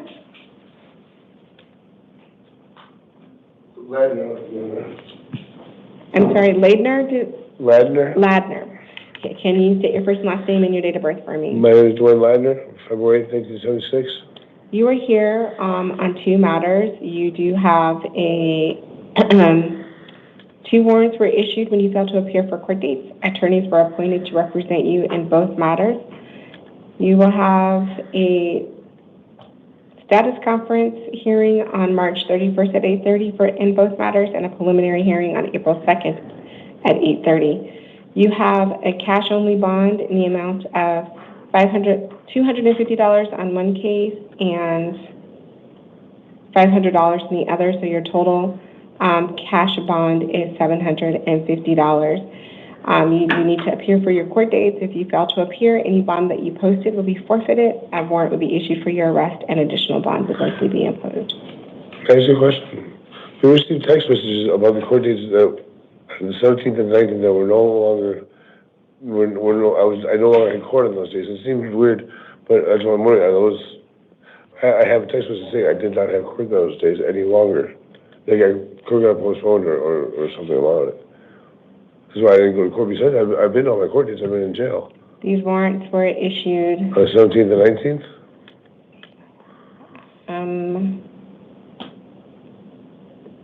looking at the date. Can I say those messages? So one of the warrants was issued on March 20th.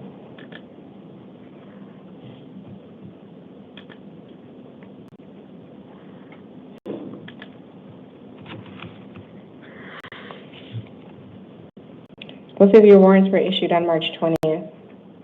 Okay. So I'm not sure. Not sure either. Well, you do have an attorney, so your attorney should be in contact with you. Yeah. And I don't know about text messages or who was texting you, but I go from the courthouse the court would, I don't believe the court well, would it text you. was weird as well. It was like an official message. I'll have to discuss with my attorney and figure out what it was, but yeah. Okay. Well, that's all I can do for today. All I can do is just look at what the court record is and tell you when the warrants were issued. Well, thank you, I appreciate that. No problem. Do you know who my lawyer is? Is there any record? I don't have a public defender I've never met. I'd love to speak to my attorney. We will sit down and actually talk to an attorney in full court. I just showed the court whoever's there that day, and then I get 2 seconds before court to see him, and I don't even get to see my case. I have some serious charges here. This is my new charge here, which I think I can Well, I don't understand what you're saying. You're like, number one, you're like talking really fast and you're not talking clearly. I'm and sorry. I'm not sure when you would have met with your attorney because you had your initial appearance hearing on March 10th and you did not appear for your court date on March 20th. So I don't know what attorney you're referencing if you did not appear in court. I'm sorry, Your Honor. I do have a TBI, which causes me to mumble a little bit, and I get a little anxious. I'll try to slow down and be more clear. I'm aware of that issue. And I just went So your paperwork has your information. I believe your paperwork should have who your attorney is on it. Oh, is it? Okay. I'll look at that then, Your Honor. You have a good evening. You too, thank you. Have a nice day. Mr. Derica, if you'll please come into the courtroom, and Mr. Hall, if you'll please have a seat in the chair.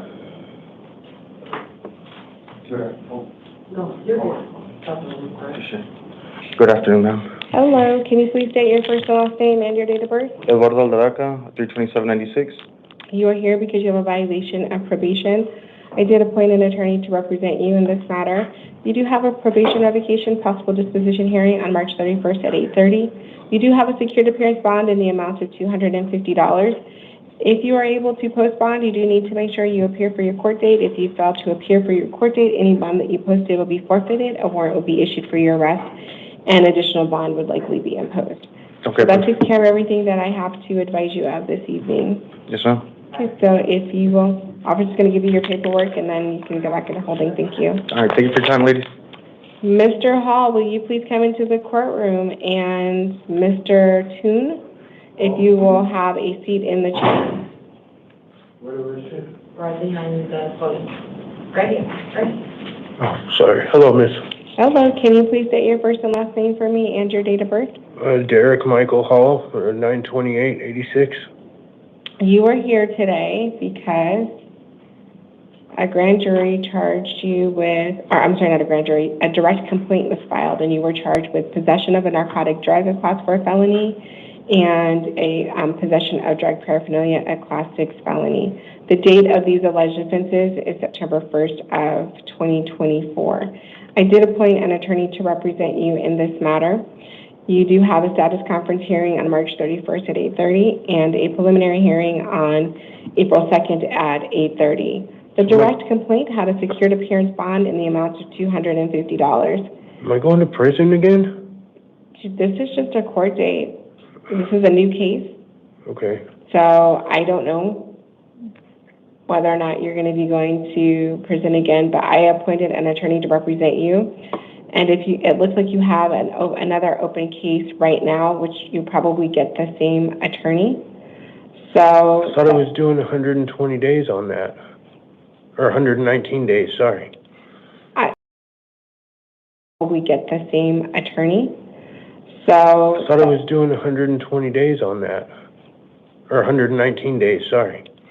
It looks like you were just seen on your open case, the other case that you have, that you were just seen on that on Friday, April 21st. So Yeah, and I thought I had to do 120 days on it. I don't think you would have even had your status conference hearing for that. That's a new case. Oh, okay. Okay? So, anyhow, whatever your bonds are between your cases, if you are able to post them, make sure you appear for your court dates. If you fail to do so, your bond would be forfeited and warrants would be issued, and additional bond would likely be imposed. So that takes care of everything that I have to advise you of this evening. If you have no other questions, the officer's giving you paperwork, you just go back into holding. Thank you. Thank you, Miss. Mr. Tun or Mr. Toon, will you please come into the courtroom? And Ms. Gosian, if you'll please have a seat in the chair. Hello, sir. Can you please state your first and last name and your date of birth? First name is Zal, middle name is Min, last name is Tun. My birthday is January 1st, 1998. You were here today because you have 2 violations of probation. I did appoint an attorney to represent you in both matters. You do have a probation revocation possible disposition hearing on March 31st at 8:30. You have a secured appearance bond in the amount of $50 on one case and $100 on the other, so your total secured appearance bond is $150. If you are able to post bond, you do need to make sure that you appear for your court date. If you fail to appear, any bond that you posted will be forfeited, a warrant will be issued for your arrest, and additional bond will be imposed. So that takes care of everything that I have to advise you of this evening. If you have no questions for me, the officer is going to give you your paperwork and you can go back into holding. Thank you. Yes, ma'am, I appreciate it.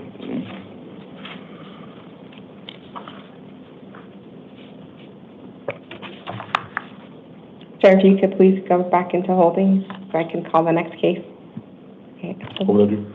Okay, thank you. Ms. Garcia, will you please come into the courtroom? Amanda Gosian, if you'll please come into the courtroom.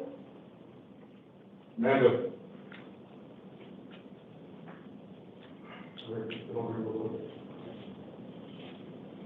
Mr. Krachowski, if you'll please have a seat in the chair. Hello, ma'am. Can you please state your first and last name and your date of birth? Amanda Garcia, 72688. You were here today because a warrant was issued when you failed to appear for a court date. An attorney was already appointed to represent you in this matter. You have a status conference hearing on March 31st at 8:30 and a preliminary hearing on April 2nd at 8:30. You do have a secured appearance bond in the amount of $250. If you are able to post bond, you do need to make sure you appear for your court dates. If you fail to appear, any bond that you posted will be forfeited, a warrant will be issued for your arrest, and additional bond will be imposed. That takes care of everything that I have to advise you of this evening. If you have no questions for me, it's up to your officer's going to give you your paperwork, and then you can go back into holding. Thank you. Mr. Karchowski, if you'll please come into the courtroom, and Mr. Edwards, if you'll please have a seat in the chair. Edwards is right here. Oh, okay. Joseph Eugene Kacharski, 121893. Sir, you are here today because you have a warrant out of Pinal County Superior Court. I did appoint an attorney to represent you in this matter. You will have an arraignment hearing on March 27th at 8:30. The warrant had a secured appearance bond in the amount of $500. If you are able to post bond, you do need to make sure that you appear for your court date. If you fail to appear for your court date, any bond that you posted will be forfeited, a warrant will be issued for your arrest, and additional bond will be imposed. So that takes care of everything that I can advise you of at this time. Right. Thank you. Thank you.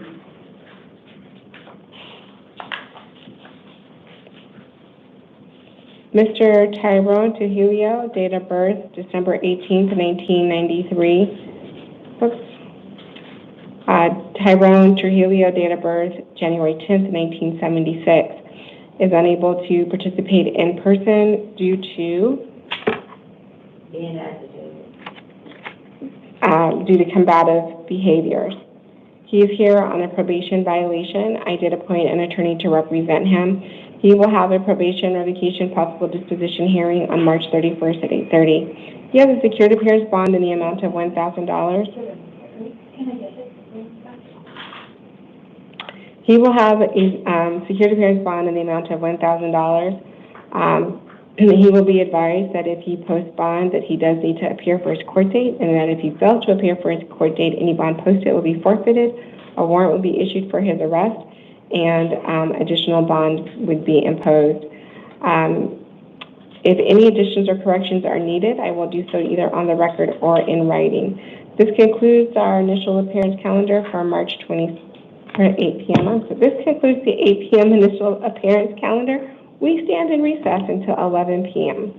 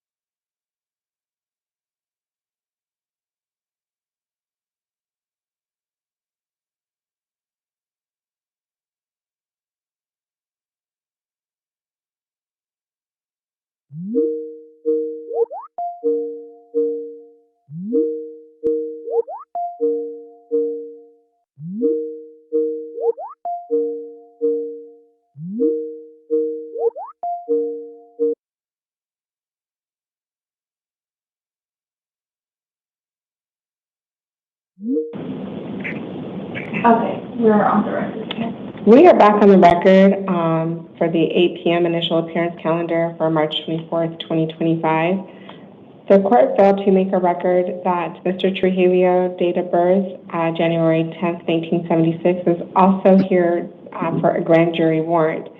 Mr. Trujillo, you do have two matters. One is a violation of probation, and the other one is a grand jury warrant. I'm going to talk to you first about your grand jury warrant. You were charged with 1 count of theft of means of transportation, a Class 3 felony, 1 count of burglary in the 3rd degree, a Class 4 felony, and 1 count of burglary in the 2nd degree, a Class 3 felony. The first two offenses, the theft of means of transportation and burglary in the 3rd degree, were alleged to have occurred on March 8th of 2024, and burglary in the 2nd degree was alleged to have occurred on March 10th of 2024. I did appoint an attorney to represent you in this matter. You do have an arraignment hearing on April 1st at 8:30. The grand jury warrant had a secured appearance bond in the amount of $5,000. If you are able to post bond, you cannot return to the scene of the alleged crime, initiate any contact with the alleged victims, and you do need to contact your probation officer within 72 hours. Then, as to your violation of probation, I did appoint an attorney to represent you on that matter. You do have a probation revocation possible disposition hearing on March 31st at 8:30, and that warrant had a secured appearance bond in the amount of $1,000. So between your two cases, you have a total secured appearance bond of $6,000. If you post bond, make sure that you do attend your court dates and comply with your release conditions. If you fail to do so, a warrant can be issued for your arrest. Any bond that you posted would be forfeited, and additional bond could be imposed. That takes care of everything that I needed to advise you of this evening. The officer will give you your paperwork that reflects everything that I just advised you of. This concludes our 8 p.m. initial appearance calendar, and we stand in recess until 11 p.m.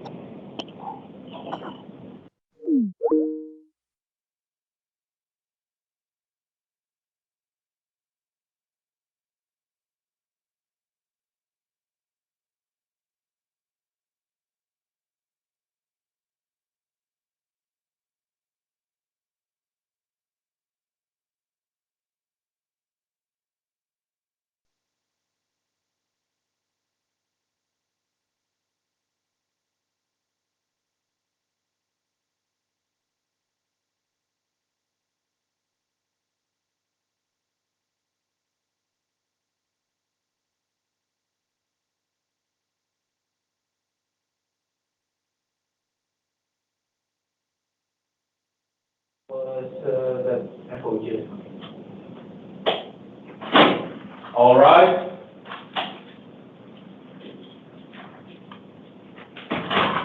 Thank you. You may be seated. It'll be just a moment while I get the computer going.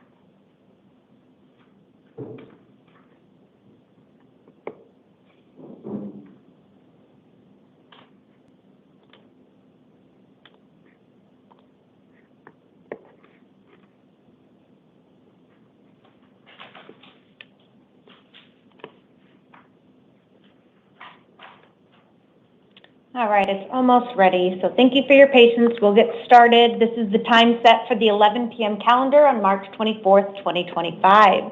The court's orders for the taking of DNA and fingerprints that were given on the first calendar of this month shall apply to all matters on this calendar. I'll call you each one at a time to the podium, and then I'll provide a second name to sit in the chair right outside of this room. And just 1 second. This should pull up my list of parties. All right, we're going to start with Ashley Padilla to the podium. And Mr. Lehman to the chair. Good evening, ma'am. Could I get your name and date of birth? Ashley Nicole Padilla, March 24th, 1986. Thank you, ma'am. It does look like we do have 3 cases on the calendar. Looks like, let me check what each one is.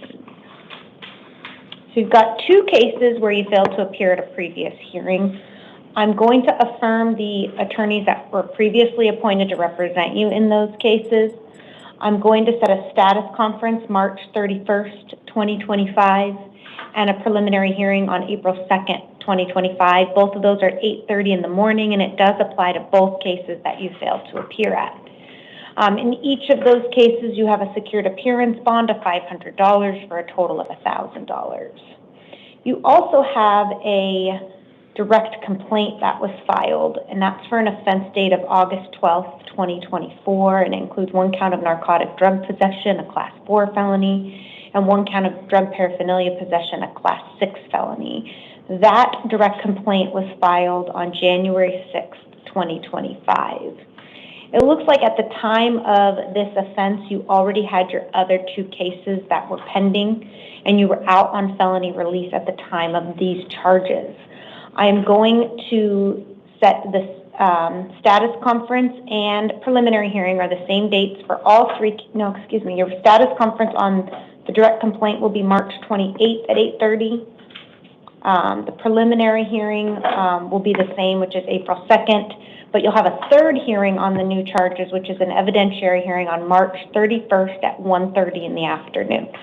So you've got quite a few dates between the 3 different cases, but all of that will be printed in your paperwork. Because you were out on felony release at the time of these newer charges, you are being held non-bondable tonight. The hearing set for March 31st at 1:30 will be the time set to determine if bond will be set on this case.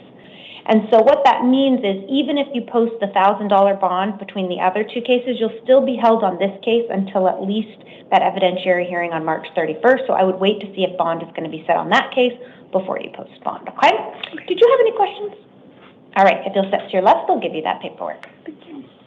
Mr. Lehman to the podium and Mr. Contreras to the chair.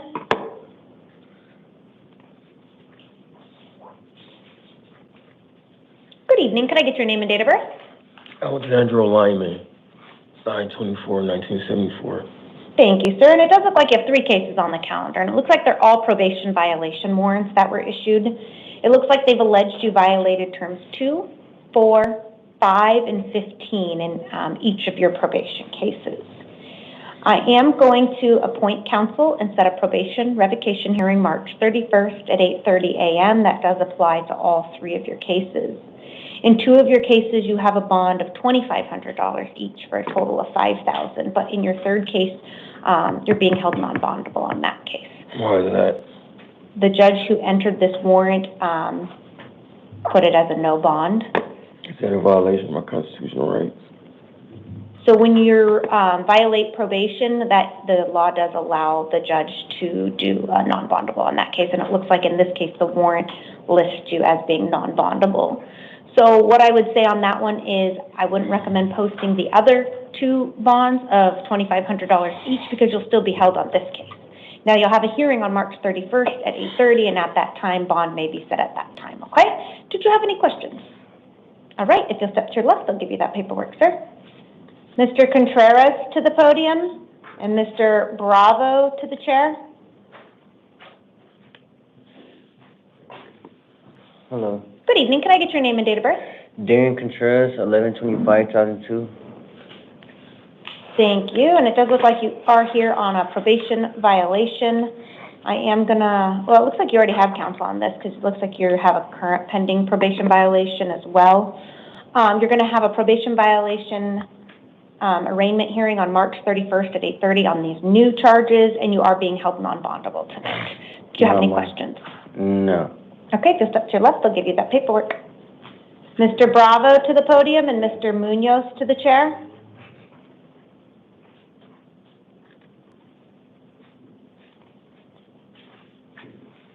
Good evening. Could I get your name and date of birth? Christopher Bravo, February 20th, 2002. Thank you, sir. It does look like you've got two cases on the calendar. The first one is an out-of-county warrant coming out of Yavapai County Superior Court. Looks like it's a probation violation. I will appoint counsel and set an arraignment hearing in Yavapai on March 27th at 8:30. In that case, I am affirming the Yavapai County probation warrant, which is a $25,000 secured appearance bond. You're also here on new charges for one count of dangerous drug possession, a Class 4 felony. I will appoint counsel and set a status conference March 31st at 8:30 and a preliminary hearing on April 2nd at 8:30. In that case, you have a bond of $50. So your total bond is $25,050. If you do post bond, you'll have to get yourself to those hearings, and you do have two different counties, so just make sure you keep that in mind. Did you have any questions? No, ma'am. All right, if you'll take a step to your left, they'll give you your paperwork. Thank you. Mr. Munoz to the podium. Mr. Cheatham to the chair. Good evening. Could I get your name and date of birth? Manuel Munoz, 10478. Thank you, sir. It does look like you are here on a new Superior Court case. It does include one count of dangerous drugs for sale, a Class 2 felony, one count of narcotic drugs for sale, a Class 2 felony, one count of dangerous drug possession, Class 4 felony, one count of possession or use of a weapon in a drug offense, a Class 4 felony, and one count of drug paraphernalia possession, a Class 6 felony. Probable cause has been found, and I'm going to appoint an attorney to represent you. You're going to have a status conference March 31st at 8:30 and a preliminary hearing April 2nd at 8:30. In this case, you have a secured appearance bond of $25,000. If bond is posted, you have written conditions of release you need to comply with, and all of that information will be in your paperwork. Did you have any questions? No. All right, if you step to your left, I'll give you that paperwork, sir. Mr. Cheatham to the podium and Ms. Acosta to the chair.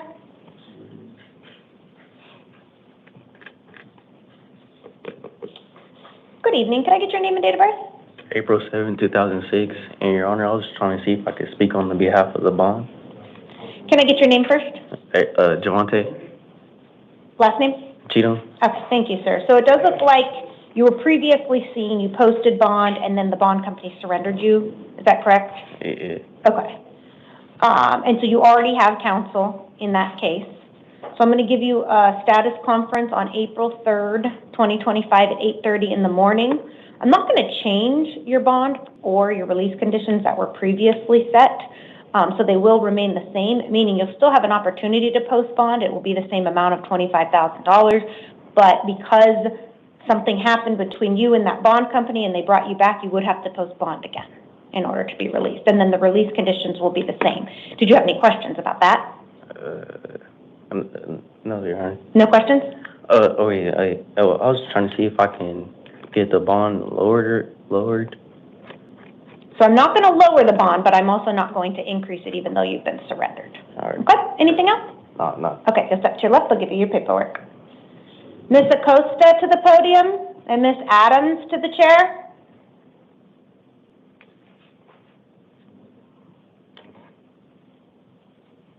Good evening. Can I get your name and date of birth? Jessica Acosta, 6/20/85. Thank you, ma'am. It does look like you're here on a new case. It includes 3 counts of dangerous drugs for sale, a Class 2 felony, 1 count of narcotic drugs for sale, a Class 2 felony, 1 count of dangerous drug possession for sale, a Class 2 felony, 1 count of controlling a substance that's manufactured, a Class 6 felony, and 3 counts of narcotic drug possession for sale, a Class 2 felony. Probable cause has been found, and I'm going to appoint an attorney to represent you. You're going to have a status conference March 31st at 8:30 and a preliminary hearing April 2nd at 8:30. You have a secured appearance bond of $15,000. If bond is posted, you'll have written conditions of release you need to comply with, and then you'll need to ensure you attend those hearings to avoid any forfeiture of that bond. All of that will be in your paperwork. Did you have any questions? All right, if you'll step to your left, I'll give you that paperwork, ma'am. There's no way I'll be able to get out unless they post a bond? Correct. You'll remain in custody until at least your next hearing on March 31st. Unless bond is posted, then you'd be released from custody. Thank you. Thank you, ma'am. Ms. Adams to the podium. Mr. Sellens to the chair. Yeah, right here. Good evening. Can I get your name and date of birth? I have a little bit loss of hearing, so if you could talk a little louder.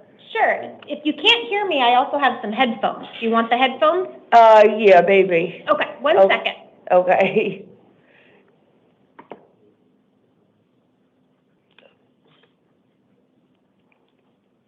Officers, can somebody give these headphones to her? You can stay right there and the officers will grab those.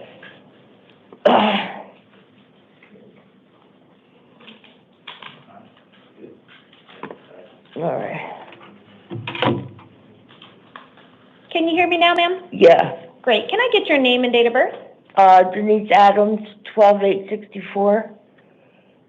Thank you, ma'am. It does look like we are here on a new Superior Court case, and it does include 2 counts of aggravated assault on a healthcare professional, a Class 6 felony. Probable cause has been found, and I am going to appoint an attorney to represent you. You're going to have a status conference March 31st at 8:30, and a preliminary hearing April 2nd at 8:30. You have a secured appearance bond of $5,000. If you post that bond, you have written conditions of release. It does include not returning to the scene of the crime and no contact with any alleged victims, complainants, or witnesses. Did you have any questions? I would like to ask you something. I been at Valley Wise Hospital. They know me, and I was wondering if I could go there until my court date. So I can't order you to go to the hospital until that time. So you have a bond. If you post bond, then you'll be released and you could see if you could be admitted there. Otherwise, you'll be in custody until your next hearing on March 31st, which will be a week from today. The hearing for both cases? For the new charges. Okay. Okay? All right. Thank you. If you'll just hand those to the officer right there. Thank you, ma'am. And he'll give you your paperwork. Mr. Sellens to the podium and Mr. Nicholson to the chair. Good evening, Your Honor. Good evening. Could I get your name and date of birth? Richard Sellens, September 30th, 2002. Thank you, sir. It does look like we are here on a new Superior Court case. It does include 1 count of unlawful flight from a law enforcement vehicle, a Class 5 felony. 1 count of defrauding secured creditors, a Class 6 felony. 1 count of racing, Class 1 misdemeanor. 1 count of false report to law enforcement, a Class 1 misdemeanor. 1 count of reckless driving, a Class 2 misdemeanor. And 1 count of exceeding the posted speed limit by more than 20 miles per hour, a Class 3 misdemeanor.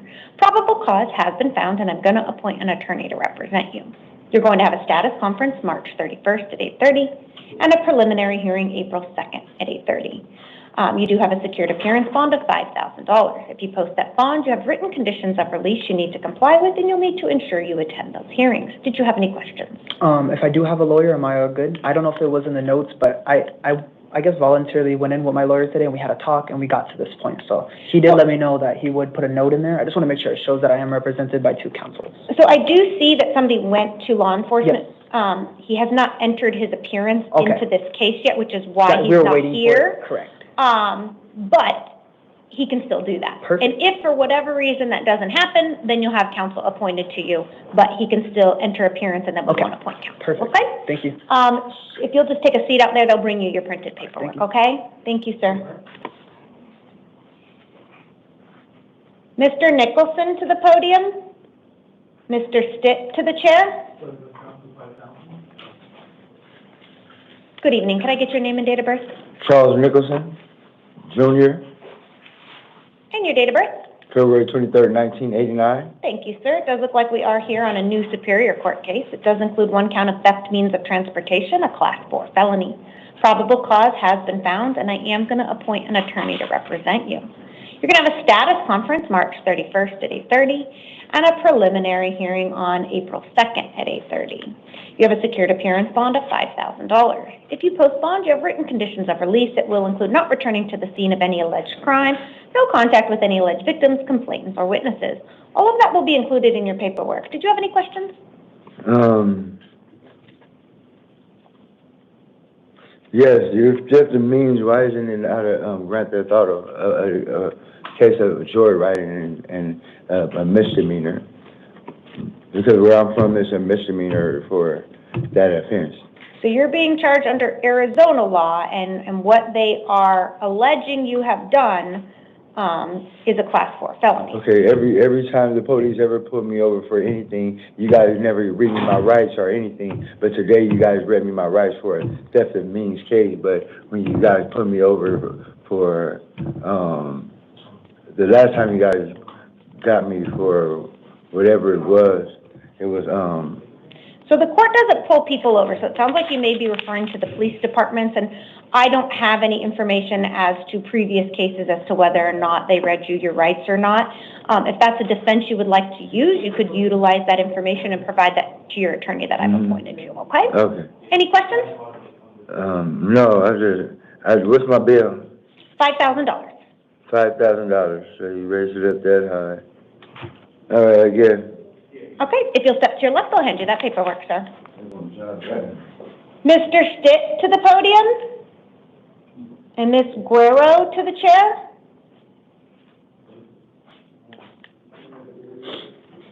Good evening, can I get your name and date of birth? Gordon Lewis Jr., January 4th, 1992.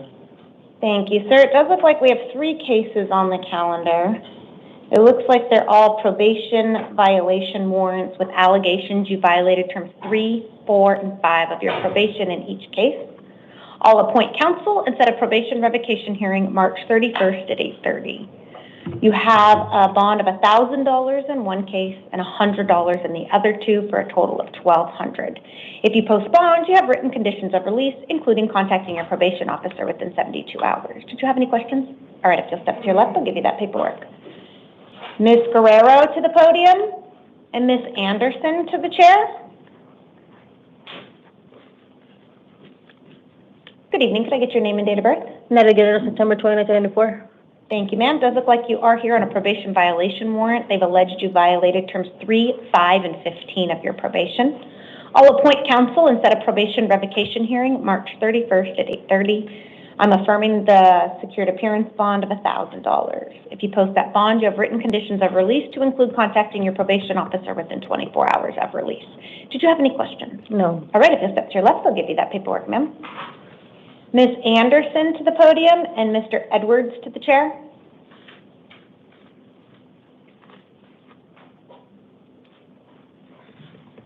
Good evening. Can I get your name and date of birth? Crystal Lee Anderson, 2/16/1982. Thank you, ma'am. Does look like you are here on a probation violation warrant with allegations you violated terms 3, 5, and 15. I'll appoint counsel and set a probation revocation hearing on March 31st at 8:30.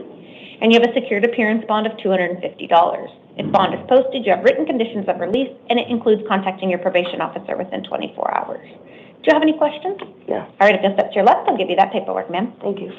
Mr. Edwards to the podium and Mr. Wilson to the chair.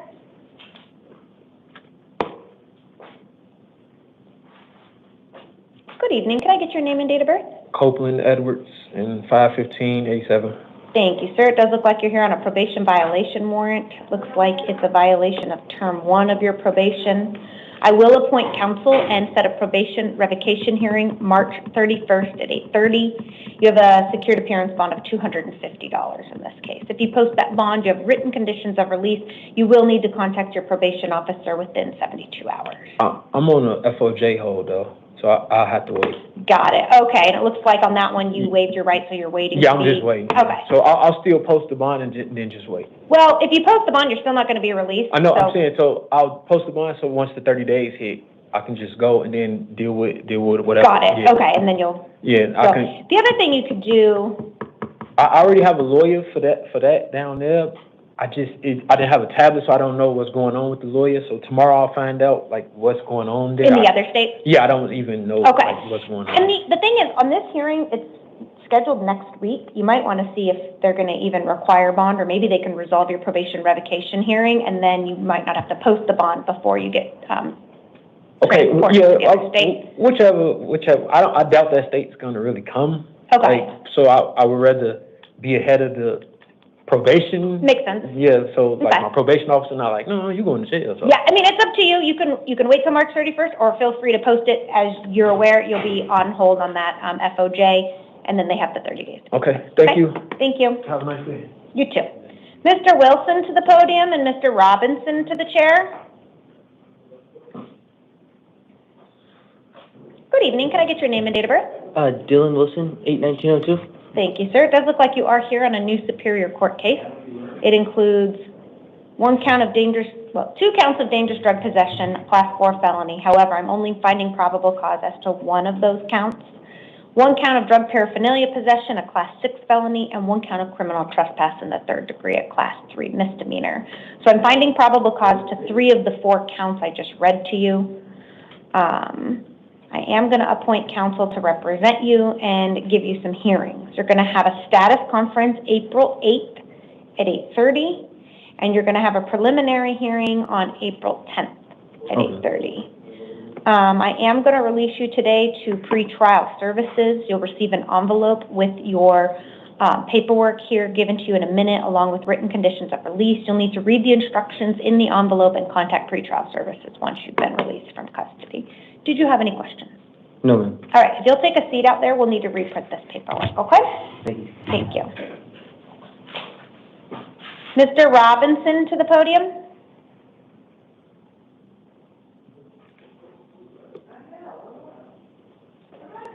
Hey, Your Honor. Good evening. Can I get your name and date of birth? Jared Robinson, 5/11/1996. Thank you, sir. And it does look like we are here on a new Superior Court case. It does include 1 count of burglary in the 2nd degree, a Class 3 felony, 1 count of possession of burglary tools, a Class 6 felony, and 1 count of drug paraphernalia possession, a Class 6 felony.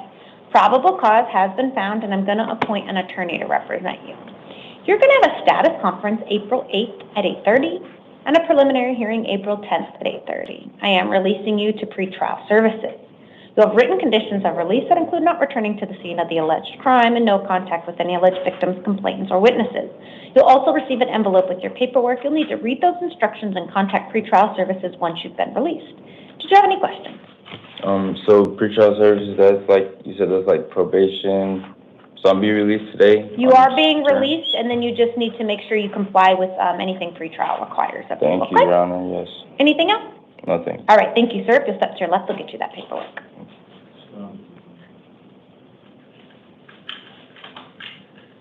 Mr. Hernandez to the podium.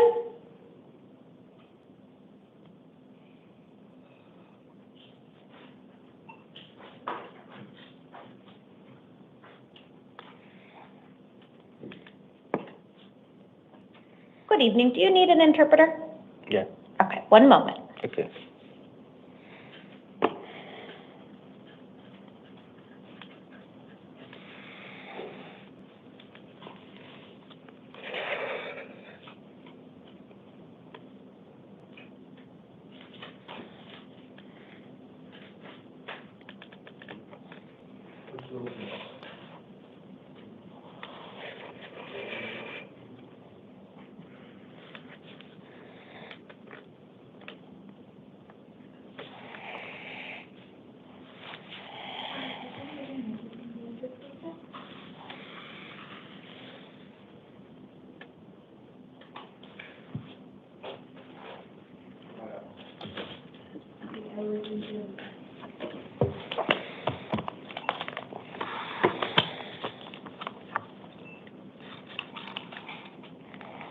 Soy Carlos, voy a ser su intérprete durante toda esa llamada. Para mí es un placer servirle y atenderle. Siempre le pedimos que use frases, ideas o oraciones cortas para tener una mejor interpretación durante toda la llamada. Todo lo que diga se mantendrá confidencial. Muchísimas gracias, and you may proceed. Thank you, sir. Could I get your name? Gabriel Hernández Chavira. Señor, ¿puede saber su nombre? Gabriel Hernández Chavira. Gabriel Hernández. Gabriel Hernández Chavira. And can I please get your date of birth? ¿Me podría brindar su fecha de nacimiento? 9 de diciembre de 1992. December 9, 1992.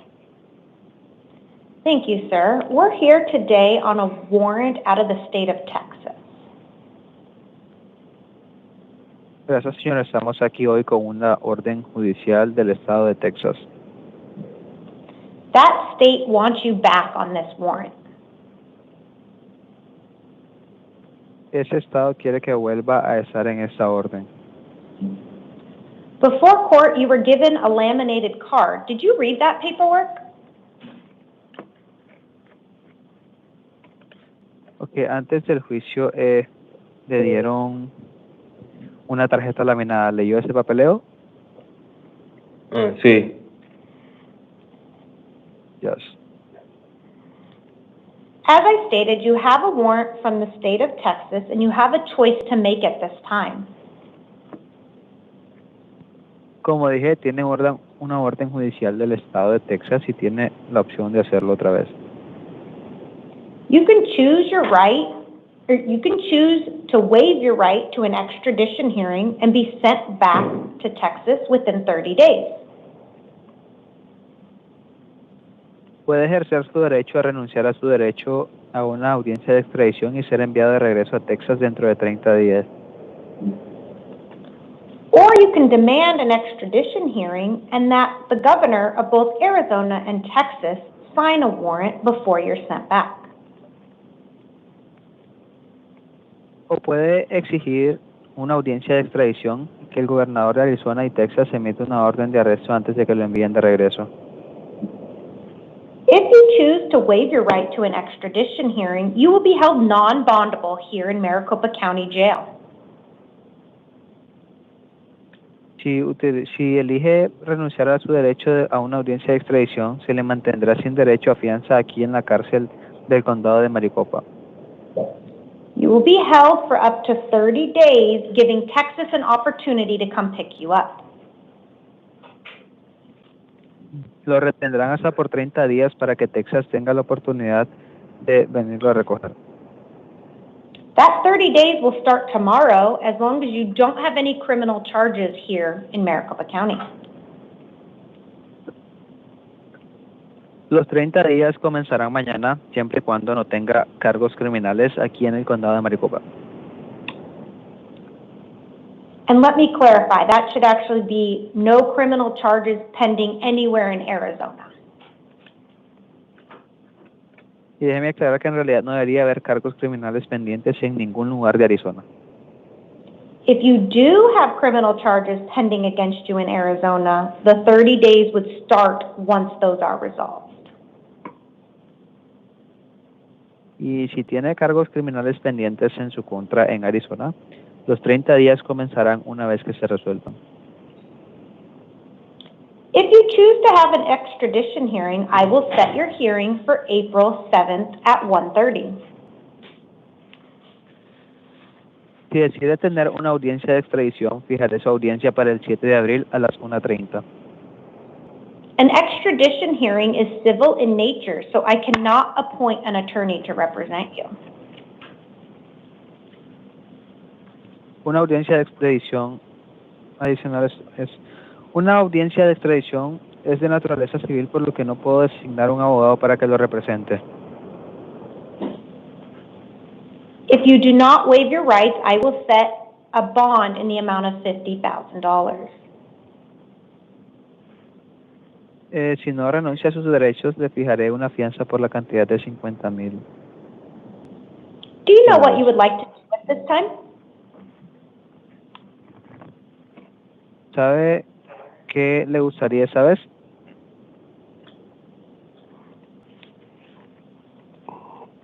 ¿Me puede repetir la pregunta? Can you repeat the question, please? Do you know if you would like to waive your rights at this time? ¿Sabe si le gustaría renunciar a sus derechos en ese momento? No. No. Okay, so what I will do is I will set a hearing on April 7th at 1:30. Bien, entonces lo que haré es fijar una audiencia para el 7 de abril a las 1:30. That will be an extradition hearing in the Maricopa County Superior Court. Esta será una audiencia de extradición en el Tribunal Superior del Condado de Maricopa. You have a secured appearance bond in the amount of $50,000. Tiene una fianza de comparecencia garantizada por un monto de $50,000. If you post that bond, you have written conditions of release you need to comply with. Si publica esa fianza, ¿tiene condiciones escritas de liberación que debe cumplir? You will need to attend all court dates or a warrant will issue for your arrest. Deberá asistir a todas las fechas de audiencia judicial para que se emita una o se emitirá una orden de arresto en su contra. Did you have any questions, sir? Ok, ¿tiene alguna pregunta, señor? No.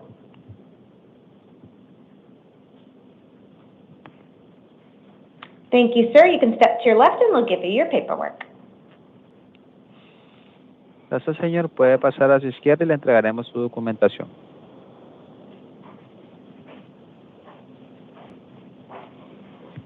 I believe that's our only Spanish matter this evening. I appreciate your assistance, sir. Creo que ese es nuestro único asunto en español esta noche. Agradezco a ustedes. Okay, is there anything else that I can assist you with today?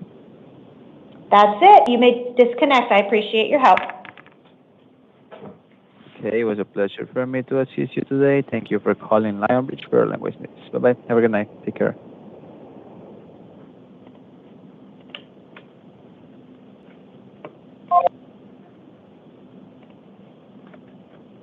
The interpreter has disconnected. To reconnect with your interpreter, press or say 1 to connect.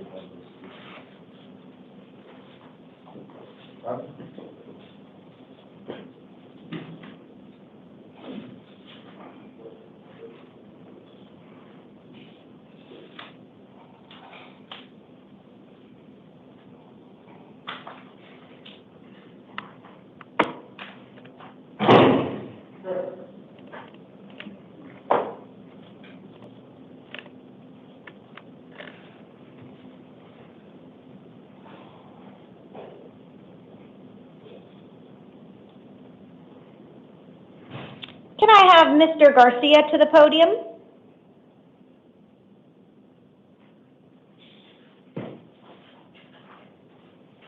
Good evening, sir. Could I get your name and date of birth? Freddy Garcia, And your date of birth, sir? 6170. Thank you, sir. It does look like we are here on a new municipal court case for one count of indecent exposure, a Class 1 misdemeanor. Probable cause has been found, and I'm going to appoint an attorney to represent you. You're going to have an arraignment hearing in the Goodyear Municipal Court on April 2nd at 8:30 in the morning.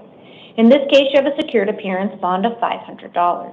If you post bond, you have written conditions of release. It does include not returning to the scene of the alleged crime and no contact with any alleged victims, complainants, or witnesses. All of that will be in your paperwork. Did you have any questions? Yes. What's your question, sir? That won't ever happen again. And I appreciate that comment. Anything else? That'd be it.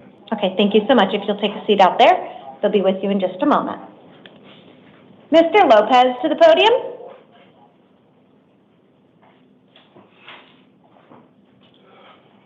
Good evening. Could I get your name and date of birth? Nathaniel Lopez, 02/10/2003.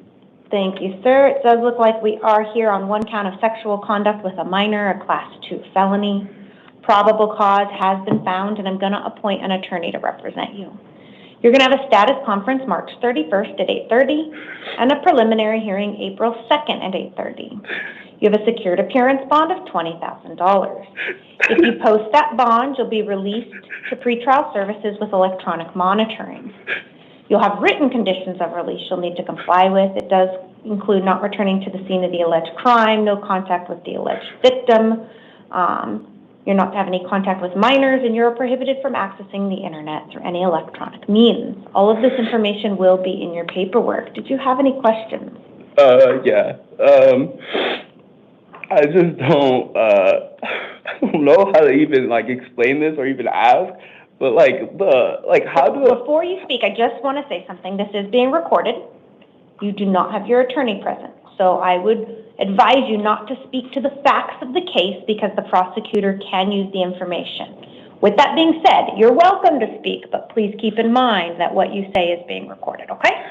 I just don't think that any of this is right at all due to the circumstances, and I feel like this is unfair to me, 100%. And I understand that, and I did take the circumstances into consideration. Typically, the bond would be closer to $150,000, and I set it at $20,000 based on the unique circumstances you have. I am appointing counsel. Please speak to your attorney about the information to move forward with this case, okay? Anything else, sir? Can I talk to my parents? Like, anything? I think you should be given access to a phone in a little bit. They'll get you processed into custody, and then you should have access to a phone, okay? Yeah. I cannot believe this. Oh, this is ridiculous. This is ridiculous. I did nothing. Case number 24, Desiree Garcia, date of birth April 23rd, 1982, will proceed as a house call due to being a danger to self. We are here on a new Superior Court case for 1 count of aggravated assault on a first responder, a Class 2 felony. Probable cause has been found, and I am appointing an attorney to represent her. I'm setting a status conference March 31st at 8:30 and a preliminary hearing April 2nd at 8:30. I'm setting a secured appearance bond of $500. If bond is posted, shall have written conditions of release, which include not returning to the scene of the alleged crime, no contact with the alleged victims, complainants, or witnesses. If anything changes after I meet with her, I will update the written record. We will now stand in recess until the 5 a.m. calendar.